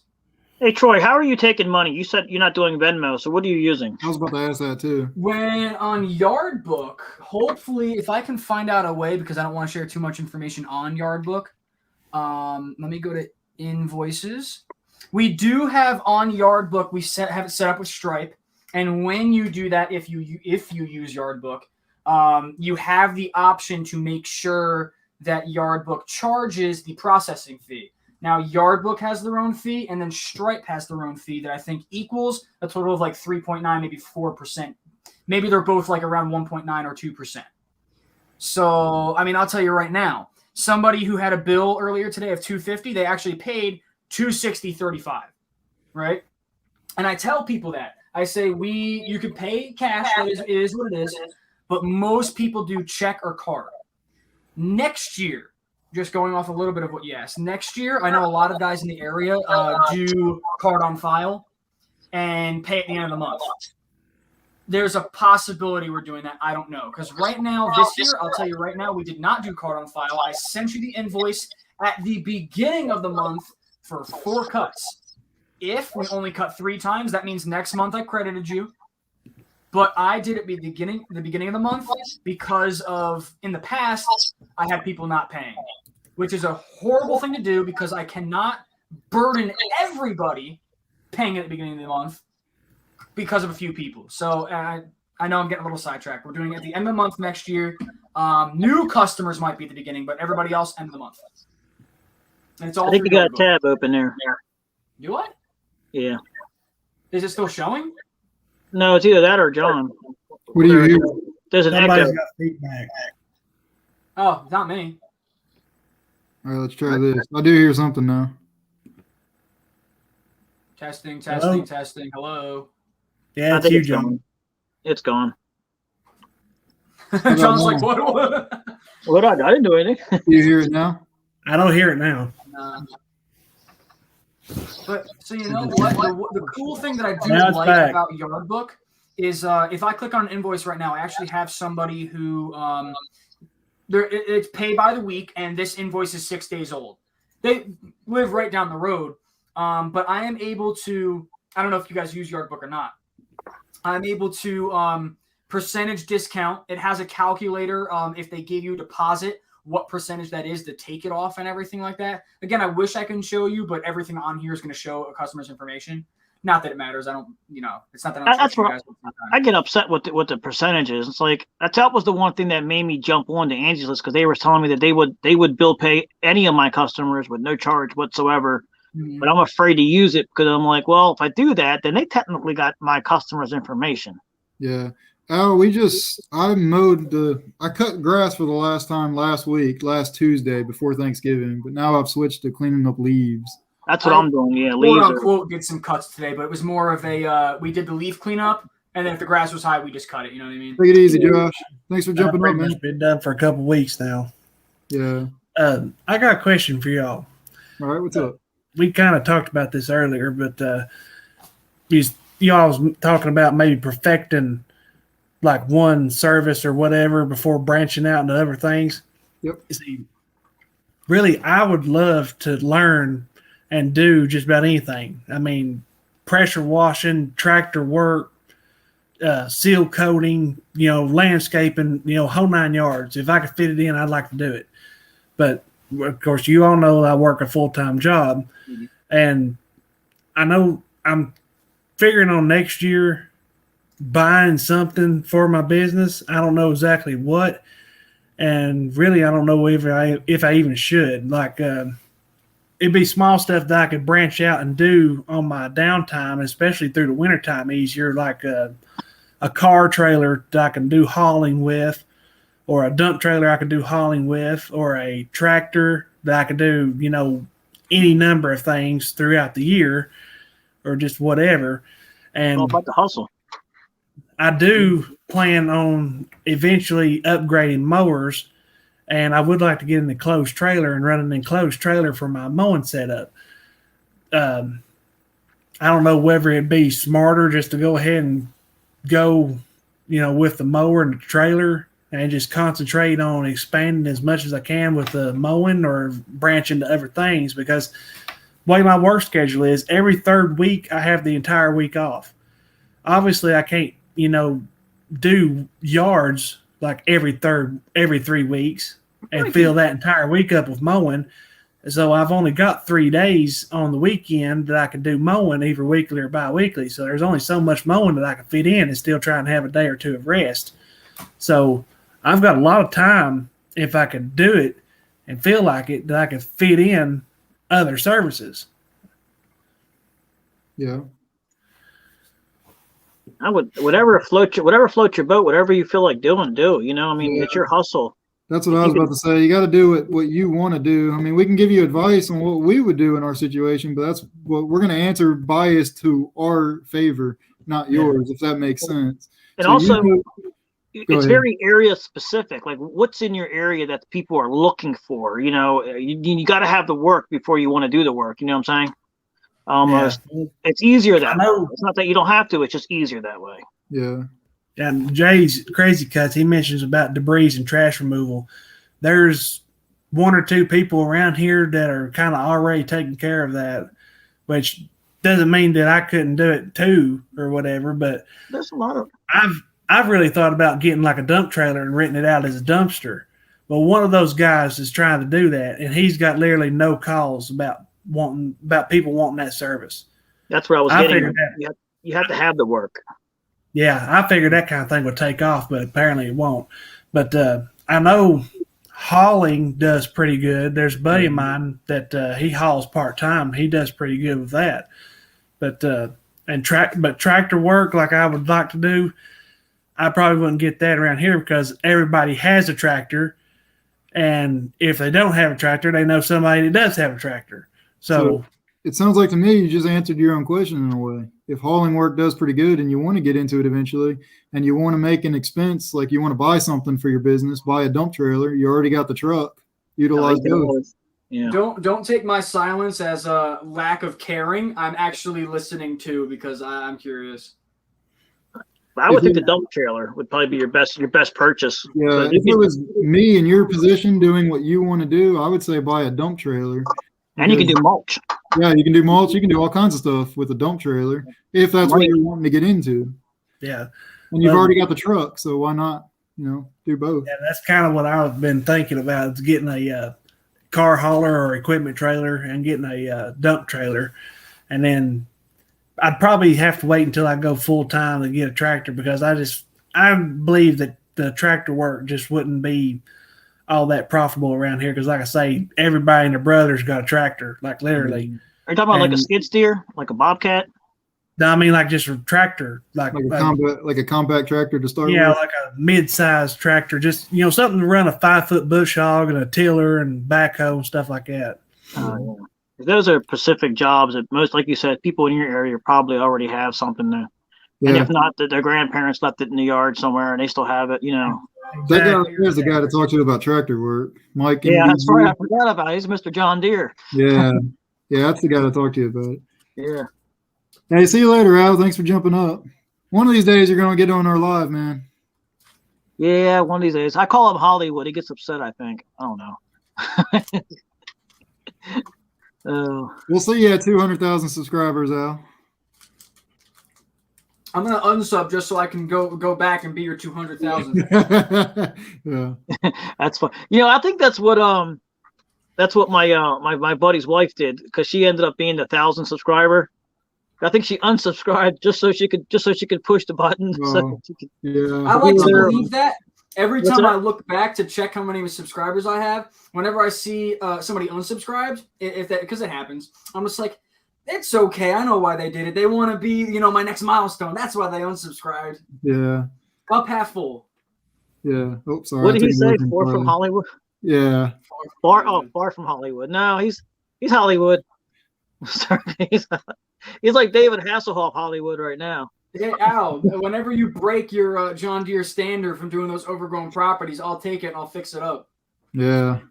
That thing is cutting through that like nothing. I was wondering that too, man. Mine would bog down and stall on that if I put it through it. I don't know what the hell. I'm a John Deere guy. As much as I'm liking the Exmark now, I wish I did get the John Deere standard. I really do. I'll sell you an Exmark. I'll sell you an Exmark. Yeah. Run away from the hype, he says. So really quick, going back on what we were talking about before with Yardbook, the route thing, I took a picture of this. This is probably one of the most dense routes I've ever had. Give me a sec, TJ. I'll make pretty good, yeah. You don't gotta blow it up, but you see? Oh yeah, okay, I see. Yeah, that's pretty sweet. Yeah. You see how many houses are right next to each other? There's not that many that are like singular. Yeah. And that's a huge thing why I like Yardbook, not only because they have the route thing. Yep.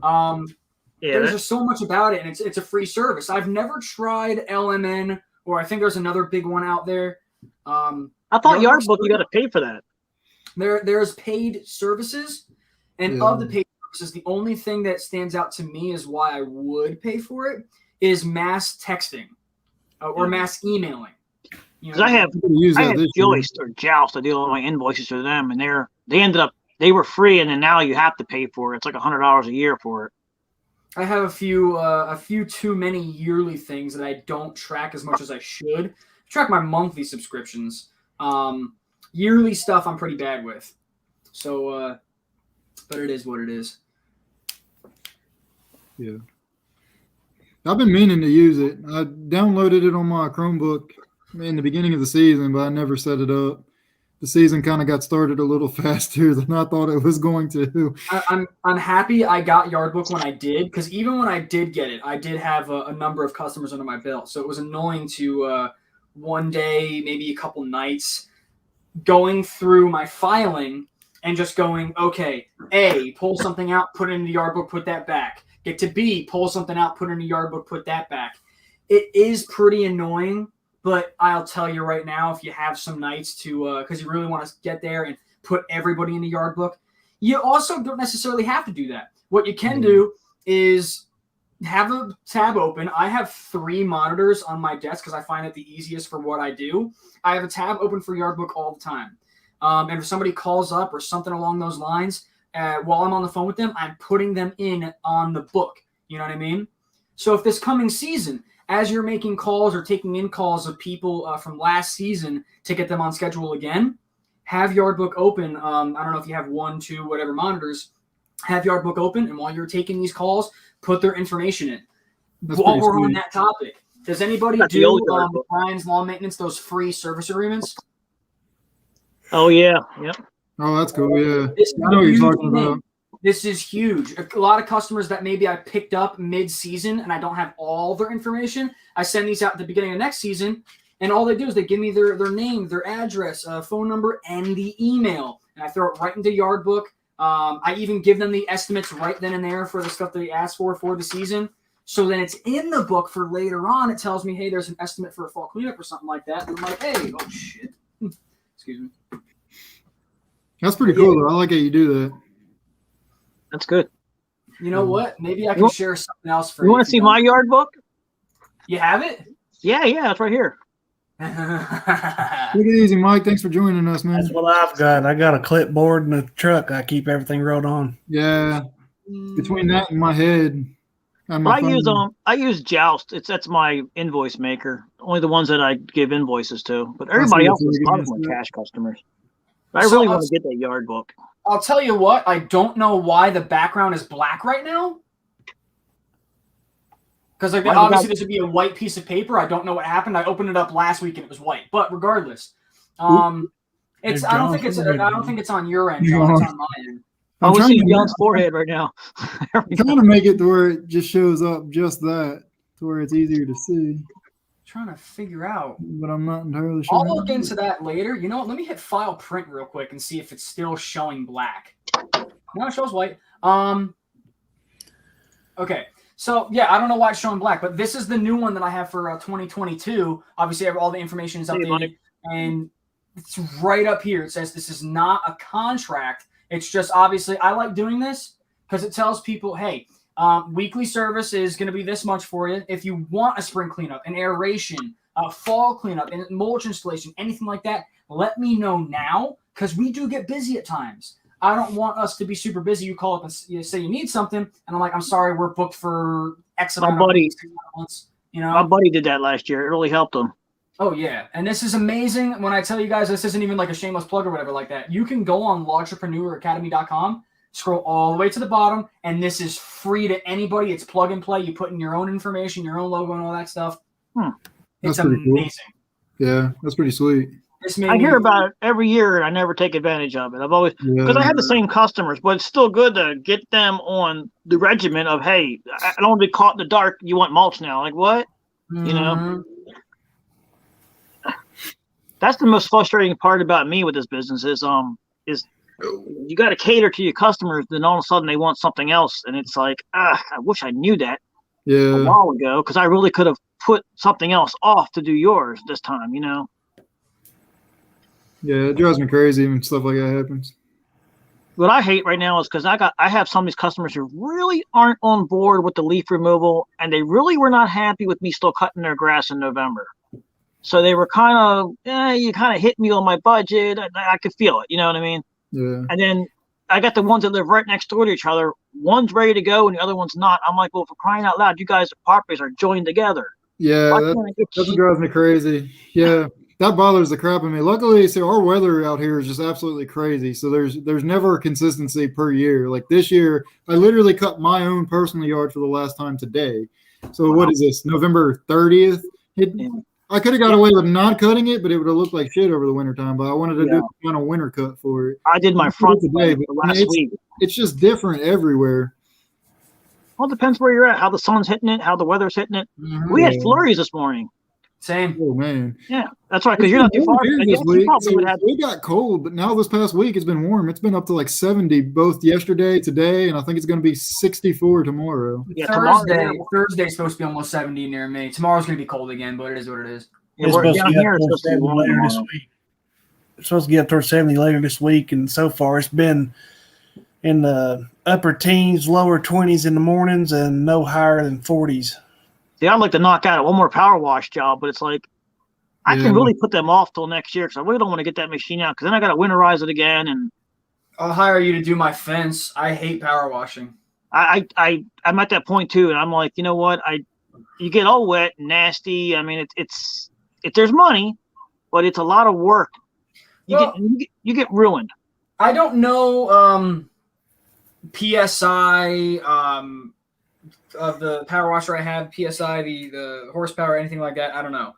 I don't remember, but I did buy, I believe it was a Home Depot or Lowe's, whatever it was, a bundle of a Ryobi one that was actually pretty good. It was not like the baseline one you could get, but it was a bundle for like $300. Yeah. That also came with, what's that called? The surface cleaner, a disc. And I was able to do my sidewalk so unbelievably quickly that I was like, all right, screw it. I did the sidewalk. Let me do the front walkway. And that was so quick. I was like, all right, let me do my fence. And I was like, this thing's awesome. And that's why at the beginning of the season, I put on my website, as we were talking before, power washing coming soon. But it still says almost a year later, power washing coming soon, you know? The problem with that is now you have to get,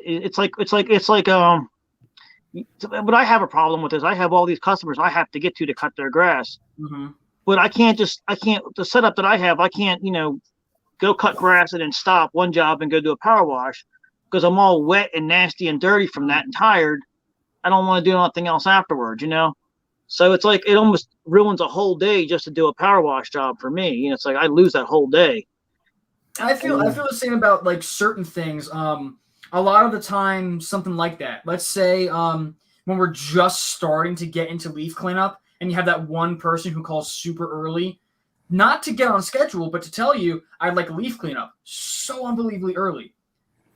Yeah, I don't want to go do a leaf cleanup and get the mowers all, if you have a lot of leaves in your property, all dirty in the sense that like leaves in the baffles. I'm not the type of person I take the covers off. I leave them on. I never had an issue with that. Leaves all over the mower, dog crap all up in the tires, you know what I mean? And then bring that to another property, Yeah. Yeah, you gotta blow it off when you're done and clean it up. It's the same thing. It's like now you're all nasty and dirty, and it's scheduling, and the bigger you get, you're gonna have to schedule that stuff, and it's a frustrating deal when you. That's why because I'm by myself, I'm trying to stick to just doing one thing. I don't advertise, but then I still have customers who regularly want their bushes trimmed, who want things cut up, and it's like, well, I have everything on the truck, but I don't feel like doing it sometimes. I'm like, damn, I really don't feel like doing it. Yeah. I'm like, I just want to cut the grass. I'm like, Carlo, when it comes to pressure washing, do you do oxidation removal and everything, or do you just like on house washing or what? No, I don't get all technical with it. I have all the chemicals for it. I bought a business. I bought my cousin's business off of him, and I have everything. I have stain removers, all kinds of stuff. But I never really got into it because I just was so used to just having the DeWalt power washer, you know what I mean? Just doing the regular power washing. And I had the small surface cleaner and that worked fine. But this setup that I have, it's got a huge commercial, what do you call it? Surface cleaner on it and everything. That damn thing's got so much power. I did one video. I have to show it in every video. You could think it basically fly. If you don't push on it all the time, it lifts up off the ground. I just love Now- doing it. It's fun. I like to I've stand on re- it one time and see if it'll lift me up. I've researched a lot about doing pressure washing and whatnot, and I know that around here, oxidation on house siding is a big problem because they just don't really care and are too cheap to get it regularly done the way they keep their houses clean and keep the oxidation at bay. And I know that the type of people around here, if you disturb the oxidation on the house, they're going to see it and they're going to be like, well, you didn't get this clean. Well, there's one guy, he owns his own garage. He works full time being a mechanic. He does a little bit of power washing here and there. And he includes oxidation removal in his price because he had done one of my clients this year because I couldn't get to it. And I've never worked up the courage to try and do it. I've got the setup to do pressure washing if I wanted to. I mean, I've got a pretty decent pressure washer. It's, not no 4 gallon a minute, but it's close. But anyway, I know for a fact that this guy spent 2 days scrubbing on that house, by manually scrubbing on the house to get that oxidation off. I don't know what chemicals he used or anything like that. And the price that he charged for that is like a third of what it should have been, according to like every person I've ever seen on YouTube and the power washing forums and everything. That's the kind of market that I live in. Yeah, It's ridiculous. That kind of sucks. You're in one of those predicaments. It's hard to deal with. I couldn't even imagine. I know. For a while, I was living in an area over here that was kind of like that, and it was like everybody was cutthroating you for work, and it was like, oh man, that's half the reason why I got out of handyman, because everybody was cutthroating you. Yeah, that's what I don't get about this area, though. I mean, carpenters, electricians, tractor work, just anything you can imagine. There's tons of people around here that does that stuff. There's all kinds of lawn care guys. And that's what I thought about early this year when I went crazy and was trying to get yards, like 75 miles away from here because I thought it was going to be a better market and whatnot. And I blew up because of Facebook on, doing the lawn care stuff. There's work to go around still yet, even though this area is so cheap. Well, you might be in that position where you're a traveler, or you have to travel for work. Yeah. I'm going to have to especially when I go full time, because that's what my buddy Exterminator does. Yeah, we get a lot of people here from West Virginia, believe it or not. A lot of tree guys come down here from there. Yeah, he lives in Johnson City, which is like an hour away. And he comes all the way down here to my neck of the woods and mows because he's got contracts on commercial properties and whatnot. But he travels a lot and makes real good money. But a lot of his yards and whatnot are in better paying areas. Well, but it takes a while to establish that route in that area. Once people like you, they might the word of mouth will get around, and you might get more work. Yeah. That's why I was working in Annapolis for a while, which is a little far from here, but it's a nicer area. I've had a lot of work out there, but I've been slowly getting rid of them because they're just too far away. But it's going to suck because that's a lot of money I'm going to lose. But the time that I'm wasting to go there, for me to go here, would be better. But in your situation, you almost have to travel. Yeah. So I got a question for you. I'm changing the subject just a little bit. I've asked y'all this, and we've talked about it before. Do any of you guys, I don't think y'all do, but did any of you guys or any of you guys in the comments that are still here, did any of y'all do Christmas lights? No. Yeah, I didn't think y'all did. I was wanting to do it this year, but I didn't get into it. There's money in Where I there. live at, they leave them up year round. Really? Yeah, there's good money in it here in my area. That's what got me interested, but I missed it this year. I didn't get into it. This year kicked my ass. I'm ready for the winter and not do a thing for a few weeks. You know what I mean? It's a whole industry, Christmas lighting. At the GIE, they have a big thing with it, and I've talked to people that do it. I didn't know they did that there. Nobody touches on that, so I didn't know that. That company, Task Easy, that I was telling you about, they actually have a Christmas lighting in there. Okay. It's really big here in my area, so I'm wanting to get into it. I'm going to try again next year. We'll see. Hopefully next year is a better year for me, but I want to do it next year. If I do Christmas lighting, you'll see me cussing like a sailor. Oh yeah. Yeah. We're not quite there yet, but I wanted to show you guys this. I don't know how much it costs. I don't know if you can see it very well, but see this? I see a tree. He's shaking the tree to get the leaves off, right? Oh, son of a bitch! That's Oh my god. You Well, I saw was that? joking with somebody about that. I saw that they do that they get the apples off the tree. But this is just, he's getting all the leaves off, and it literally almost gets everything. Imagine those guys who are like, oh, yeah, I mean, we want to get into leaf cleanup, but all the leaves are just so stubborn up there. Just buy That's that. when you take the leaf blowers and you blow them up in the tree. I've actually done that. Oh, Yeah. some of the low leaves I've actually done just to get them off because there's like Yeah. 3 leaves on the tree. I'm Yeah, like, just a really? few left. Yeah.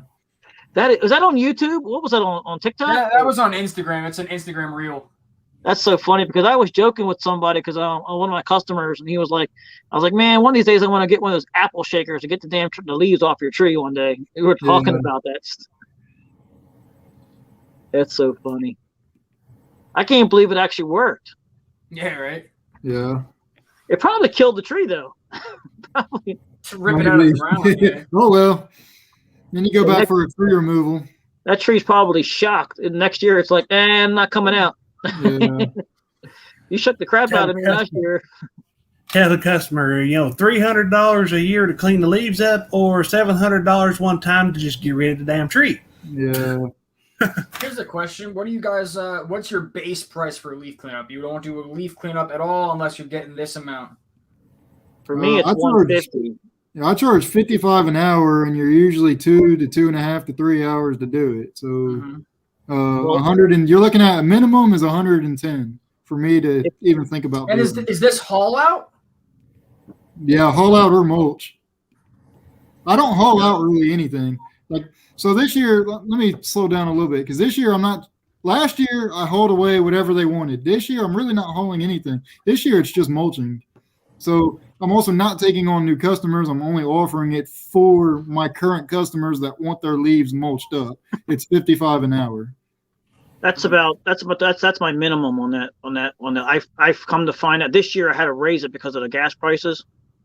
I went up to 65. Some of them are 75, and then the houses that are like, you ever do this where you don't tell them the price up front yet, but you do the job and you're like, you know what? Normally, this looks like somebody should have charged like $300-400 for a yard. Why am I only charging $150? Do you know what I mean? Yeah. And then I break it down and I'm like, holy shit, that's $100 an hour. But you know what? I can justify it by the mess that I made. Yeah. So I'm like, if I've been there 3 hours, I'm like, you know what? I normally would only charge $150. I said, but these leaves were massive. I'm getting so damn efficient at doing my job that I'm screwing myself over. Yeah. Do you know what I'm saying? It's like That's kind of how I feel about. That's kind of how I feel about when I'm mulching leaves because it doesn't normally take me 2 hours to mulch leaves. It only takes me 45 minutes to an hour, but I charge them for the 2 hours. Let me go off of what Matt said there about the 65 an hour for curb, 110 for haul out. Today, the least, I don't even know how to word it. I guess you could say the worst profit job that we did today was about 110 an hour for the business because let's put it this way. 2 hours on the job, it was a $400 job. So that's $200 an hour. But long story short, with what I pay my guys, what I pay myself, and how much we accounted for as far as travel time, gas, and this, that, and the other thing, it was $110 per hour. Now, when we do cleanups curbside, I would like to get at least $120 an hour. Haul out, we're doing anywhere between $160 to $200, and that's just where I am. You have guys too, right? You have guys that work for you too, right? I have guys, yeah. So, haul outs, we don't do anything less than if the curbside is $250, haul outs we're actually at like $350, $400. This week, the majority of the cleanups that we're doing are on average. Some are $250, but majority are like $400, $500 because they're huge. I just did one today that I should have charged $550 for. Mm-hmm. But the son who was taking care of the property because the homeowner is no longer alive, he was working next door, and I said, I thought that was your truck, and he were in the backyard. And he said, I said, well, I'm almost done. I said, but I got a tarp. He goes, just drive the truck in the backyard. I said, what? Just drive it all the way through the yard. I don't care. That's what I do. I took $100 off his bill because of that. There you go. Do you know how much time that saved me? Yeah. I had a customer. No, go ahead. I'm sorry. It's about a 2-acre yard, right? So I backed my trailer all the way to the back part of his yard, picked up the leaves, and drove my way out. I was dumbfounded. I'm like, you mean all them years I've been doing this? I could have been doing this. Yeah. I had a customer about like a week or two ago who came out and gave me a check. I look at it and she goes, "Is something wrong?"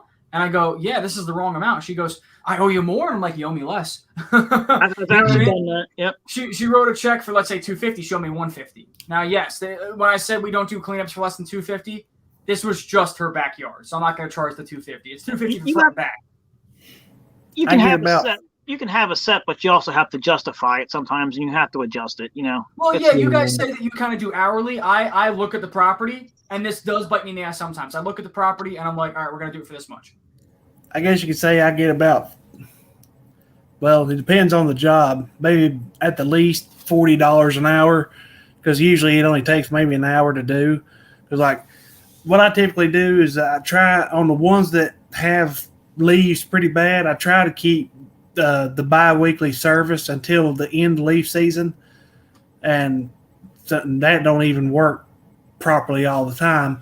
What I've done with one property is a duplex, and both customers for regular mowing, they pay me $25 for their side, so $50 for the whole property.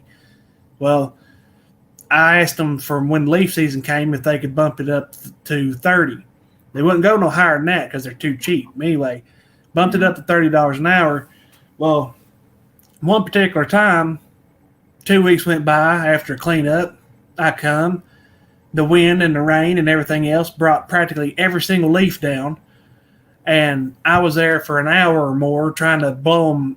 I could blow them across the road. I didn't have to haul them off or nothing. And I was there for an hour or more just trying to get rid of as much as I could. I couldn't even get them all because of the wind. And I said, screw this. I'm not doing this and mowing too. And I left. And I told them, about it. And luckily they was fine with that and they paid me. But so I got, about $60 for an hour worth of work on that particular type of job. Then I've got another property that has a lot of leaves, but it's small and I can dump them in the woods. So about $45 takes me about an hour. I just blow them in the woods and I'm done. I love those jobs. Yeah, those are pretty sweet. I've never had to haul leaves off from anywhere. I've mulched them on site and whatnot. I did that last year and it sucked. Not having the right setup. What I did when I first got started, I actually wanted to haul because I could justify charging more. Yeah, that's the thing. Nobody around here would be able to afford to pay me to haul off leaves because I don't have a debris lower or nothing. Yeah, that's how it was for me. What I used to do, I used to just tarp them in and then get inside the trailer, bring the tarp all the way as far as I could, and then roll the tarps over. Yeah, or you could get multiple tarps and leave them in there. Yeah, it'd be something like that would be what I would do, but I mean, still yet, for many years. That's a whole lot of work, and I have to dispose of them, which I've got a place where I can dispose of them here at the house. But we have a county dump. We're lucky that we have a county dump that'll let you bring in any kind of vehicle as long as it's not lettered, DOT'd, or if it's got a box truck on it or anything like that. And you can't have a dual axle trailer. Dual axle trailer, they will not let you in here. And you can't even. I wanted to get a U-Haul truck and use it one time. And I used to see all day long they turn back U-Haul trucks. They won't let them because it's a business with advertisement on it. They're real strict about that. Really? But you can get another county dump. You get to pay for it, but then you pay by the ton. I'm going to try next year to try and pick up just only weeklies if I can. That probably won't go very far, but if you can, awesome. But in your situation, you pretty much almost got to take what you can get. I tried to stay away from bi-weeklies at the beginning of the year, but then I realized I was starting to pass up too much work, and this was back when I was getting nervous because I had dropped everybody to start with. So then I took them back, and now I'm kind of happy I took them back. How'd that work? I'm really curious. How did that work out? That would scare the crap out of me. Dude, that was the best decision I could have made. I've got a whole video coming out on it. You got to make a good – it scared the shit out of me in the beginning because, like, early March when my season was getting ready to start, I had, less than 10 customers. I'm like, oh, that's shit. Like starting over. I'm going to have to go get a new customer. I'm going to have to go get another full-time job. And then just all of a sudden, my phone started ringing off the hook. The rain season kicked in. So then the grass started growing like crazy, and then I was getting neighbors. I was getting the neighbors. I was getting recommended by customers. I got all the way up to, I think it was just shy of 50. I think I had 48 during peak season, 48 weeks. That's 40, pretty good starting so off. 44 weekly, 4 of them were bi-weekly.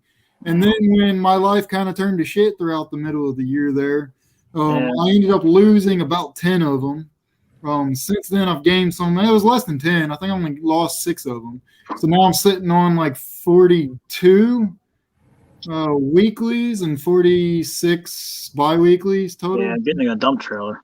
But now I think I'm dropping a total of 10 of them because that's that one route I'm dropping that's farthest away. I think I'm dropping 10 that I counted.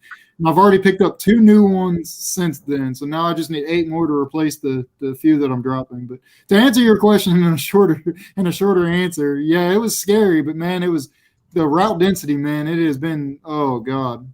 It was the best decision I could have made. See, I can't even do that because I'm too much of a chicken or I don't know what to say. I feel bad. Like I can't tell my customers, like they're all older folks, most of them. I'm not cutting your grass next year. I feel like I'm going to like hurt their feelings, you know. It's like takes me a long time to get over that stuff. Yeah. But that's crazy. Like I said, I was curious about how you did that because I would be like, oh my God, you're starting over. It's like, yeah. Dude, it was nerve wracking, but I told my wife, it was one of those things because in the beginning, it's like I didn't have enough customers to justify, the price of my mower and shit, stuff like that. So I'm like, I don't know what I'm going to do. And I got nervous the first, let's say it was probably around the 2nd to 3rd week in March when I realized the season was taking forever to get started. Like grass just wasn't growing yet, which is abnormal. Usually the 1st week in March, 2nd week in March, I'm mowing. But, the seasons are always different out here. So come the 2nd, 3rd week in March, I was getting nervous because the grass wasn't growing. I wasn't mowing yet. I had a winter fund saved up the year before, but that was starting to run pretty low. And then on top of that, I had no customers yet. I was like, oh, shit. And then all of a sudden, it was like a miracle, man. All of a sudden, my phone started ringing off the hook. And then the few customers that I was starting to mow, their neighbors were walking over. Hey, my mower broke down. Do you mind doing us for the season or blah, blah, blah, blah. Oh, yeah, you got to love the mowers that break down. That's where you get a lot of work from. That carburetor, the gas in the carburetor. Well, I was wanted to bring up something else. When somebody says their mower breaks down, I say, like, you know what? Either if I can do it right then and there or later in the week, I say, yeah, I can do a single cut. But what we don't do is, yeah, my mower broke down. I need you for the month. You know what I mean? I'll probably do a single cut here and there, but we don't do those temporary customers. You know what I mean? Yeah. But I forgot what my question was. Oh, Sean, I had 48 at one point during peak season in the early springtime. 44 weekly and 8. Oh God, 44 weekly and 4 bi-weekly during peak season. But when things happened, I ended up losing quite a few. But anyways, I ended the season with like 42 or 46, something like that. I think it was 42 weekly and 4 bi-weekly. I still kept my bi-weeklies. So my question for you guys was, have you ever, while my policy is if I don't know how to do something and somebody asks an estimate for it, I got to do it on my own property first. You know what I mean? Have you ever done something for a customer that you've never done before? Yes. What was it? Oh God! In the very beginning, I got money eyes. Right.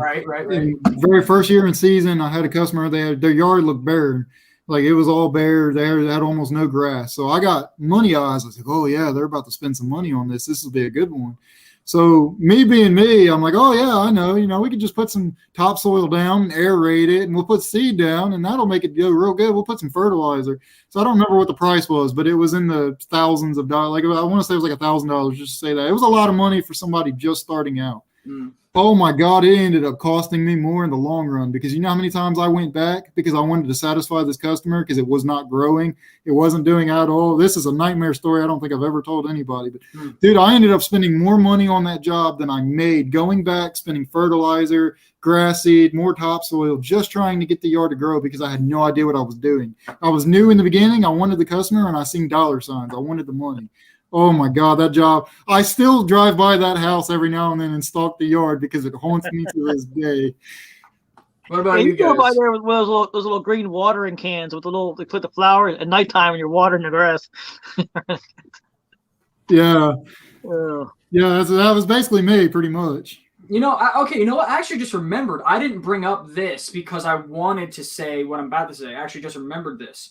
I had never done any quote unquote hardscaping as far as like a landscape wall before. I told a certain customer that their backyard, their gate just didn't open.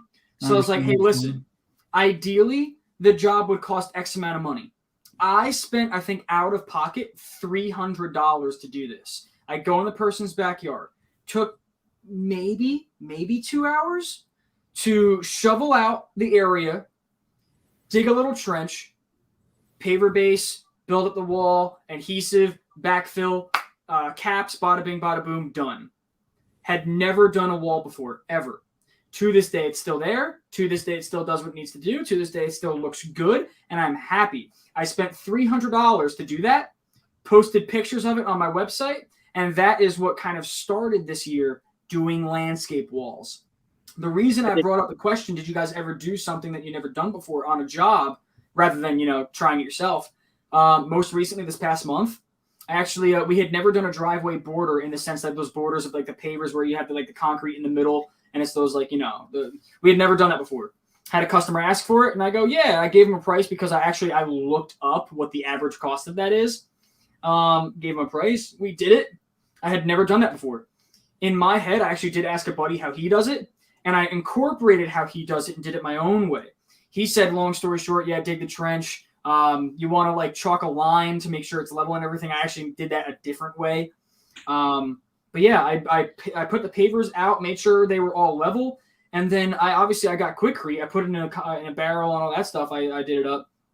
And I don't know if that's how other people do it. If you guys have ever done it, I took a clump of clay, a clump of concrete or something like that, put it in the middle, and used one of those rubber gloves to kind of just compact it down in the middle using my hand as the arch. You know what I mean? And it came out beautiful. I am so happy with how it looks. So I did my first sod job at the beginning of this year, and that actually went really well, and I'm really glad it did. I was nervous.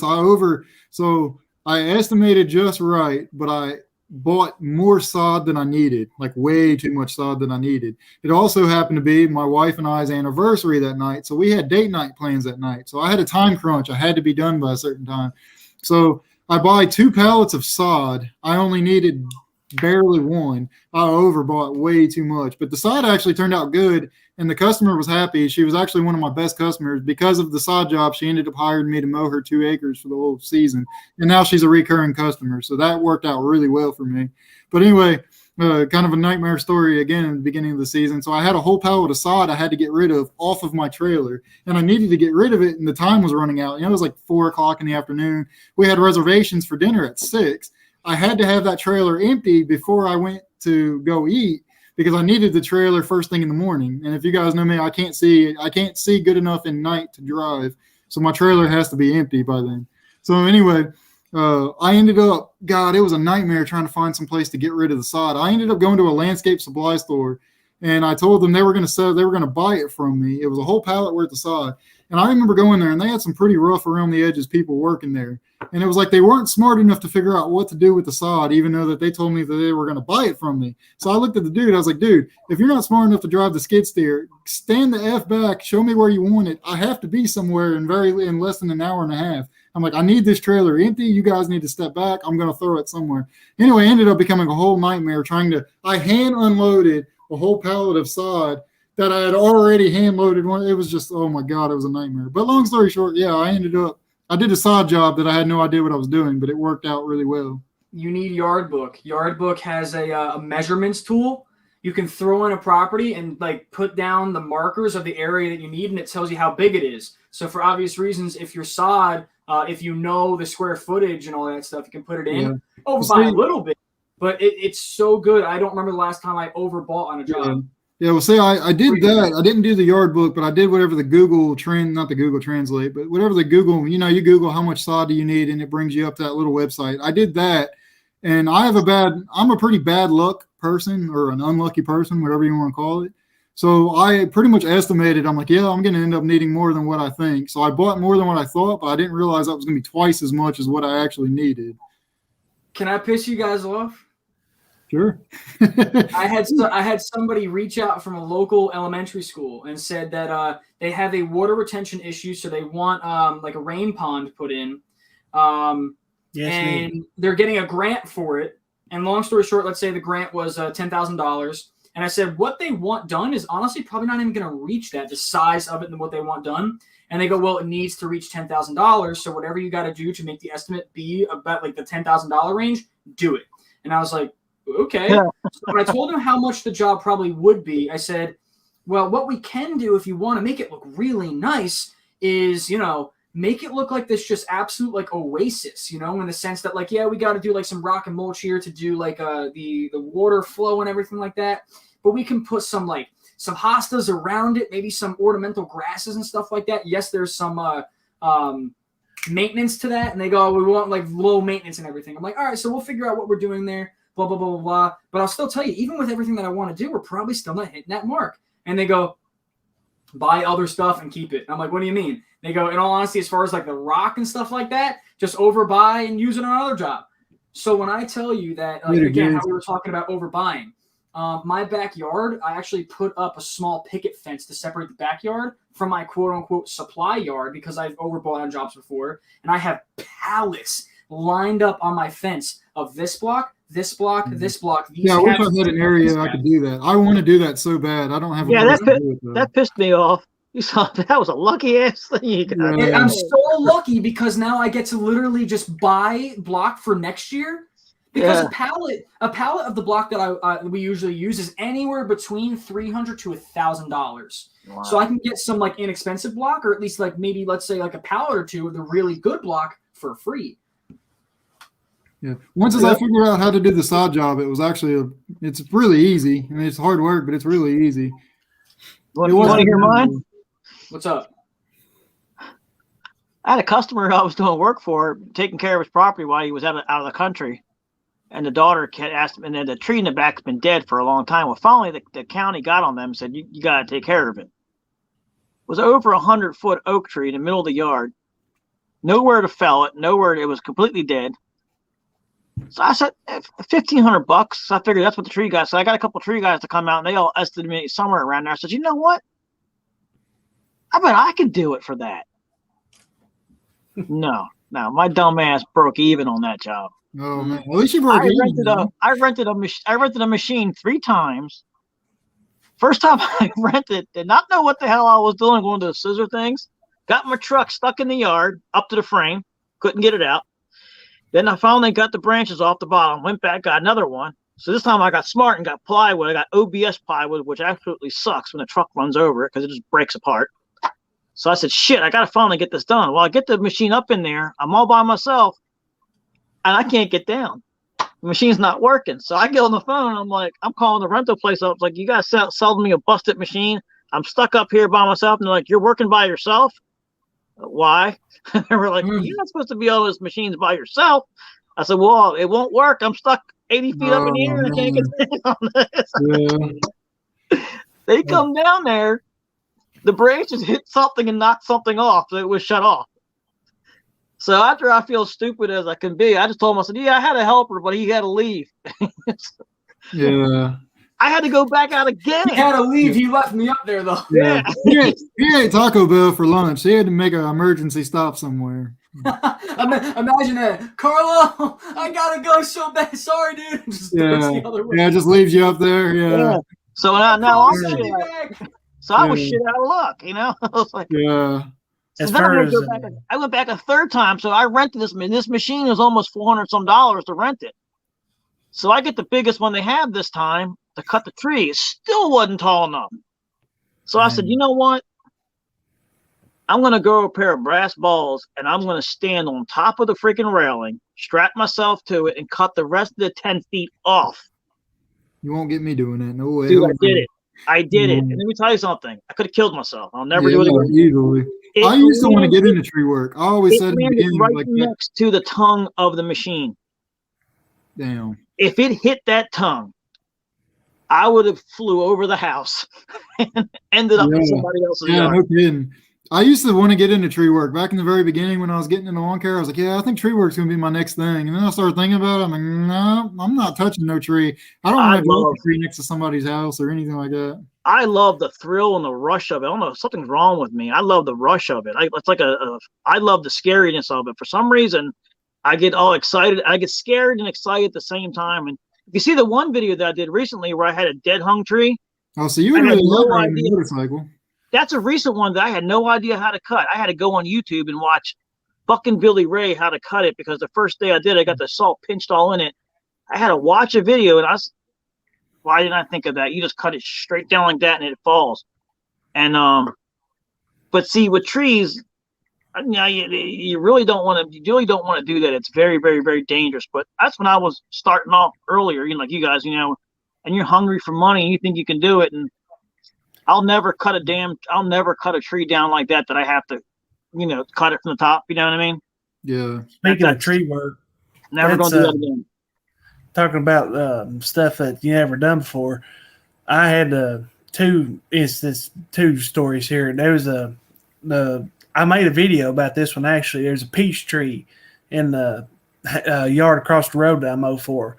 Never trimmed a tree in my life, never trimmed a fruit tree especially.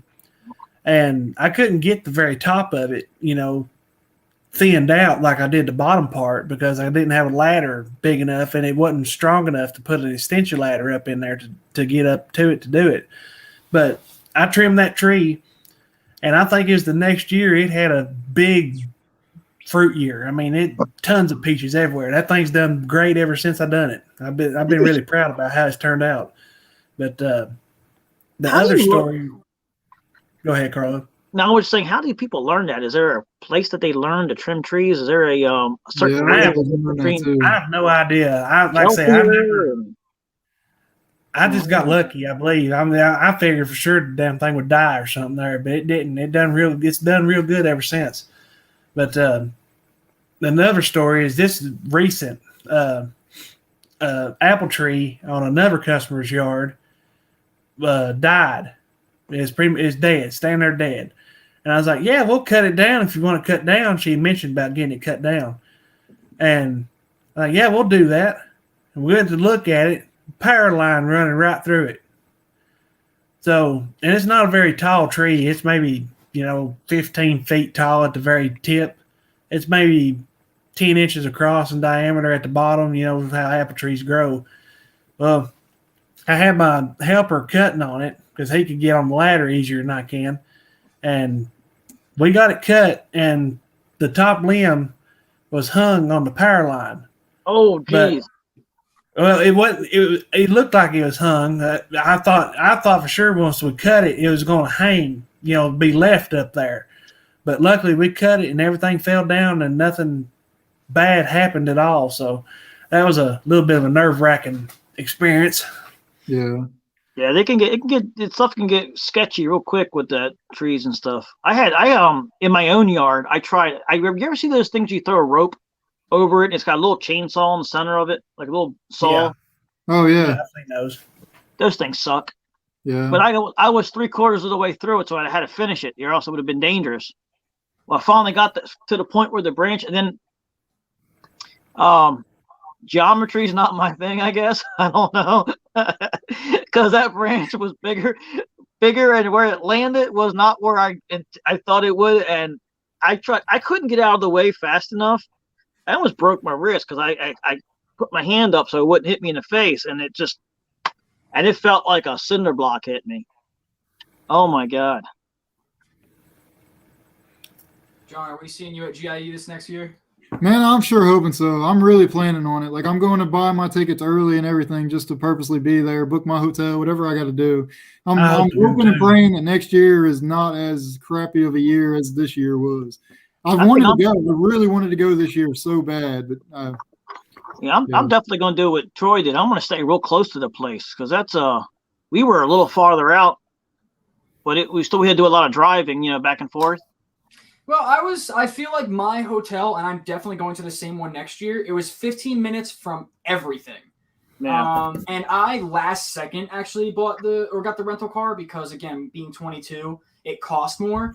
So I got my flight, my hotel, and everything months before and planned on Ubering everywhere. But then like the week before, I'm like, you know what?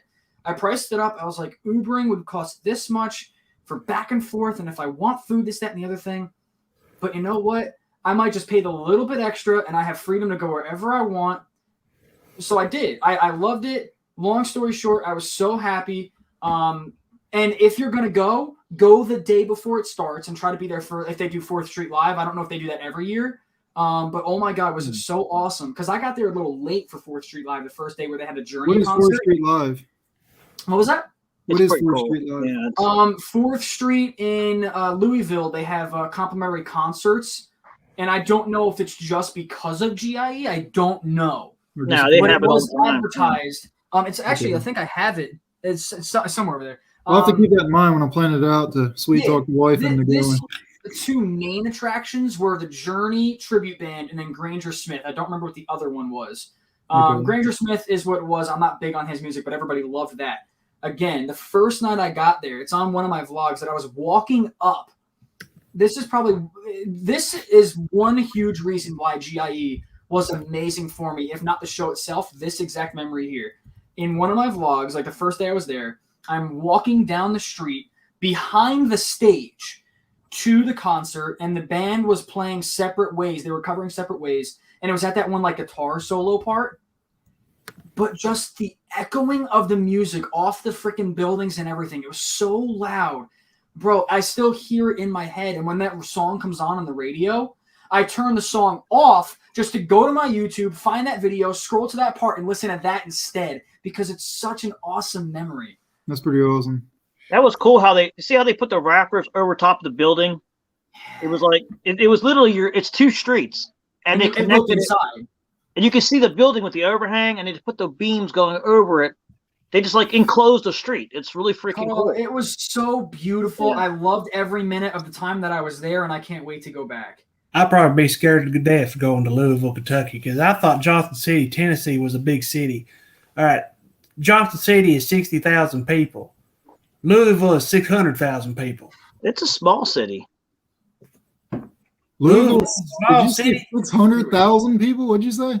600,000 people. That's what it said on Google. I just looked at it. Louisville, Kentucky, 600,000 people.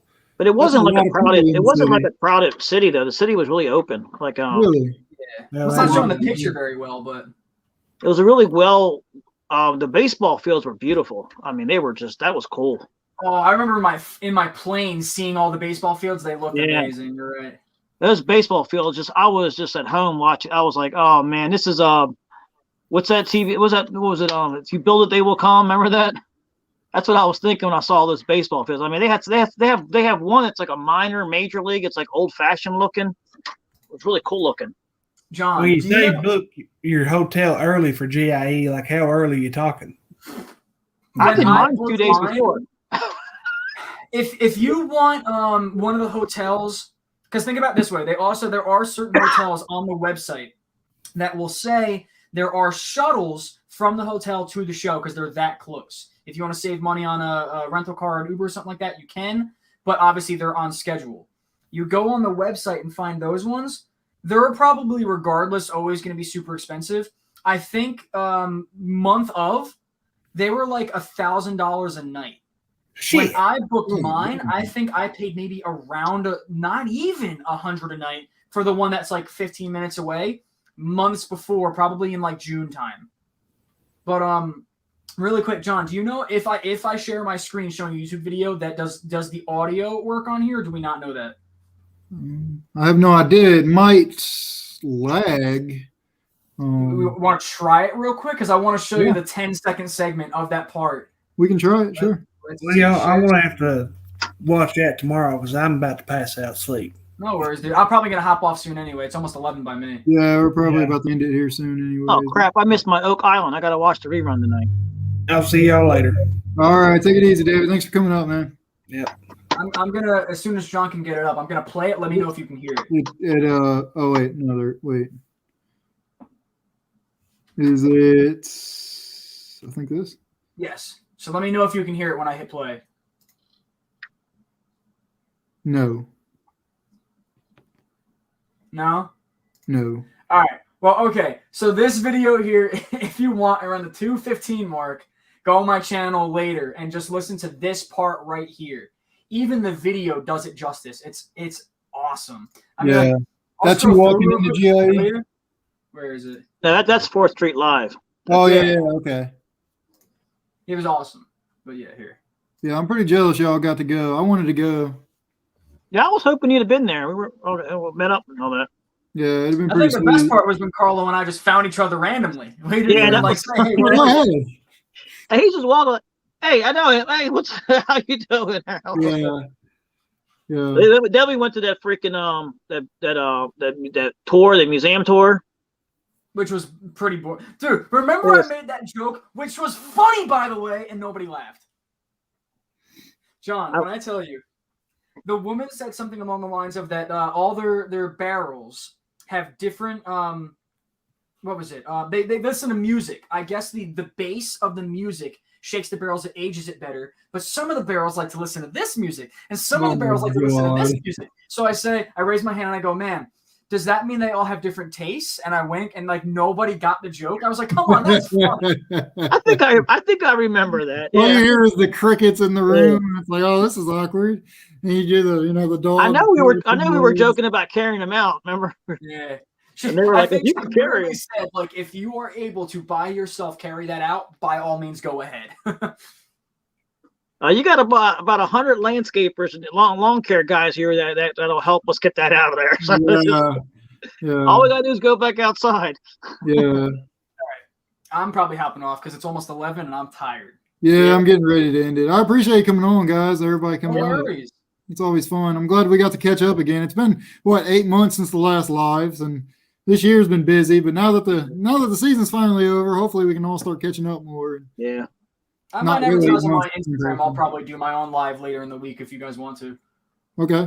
All right? Yeah. Maybe. I don't know yet. If I can figure it out, I'll try doing. But I can't figure it. I can't.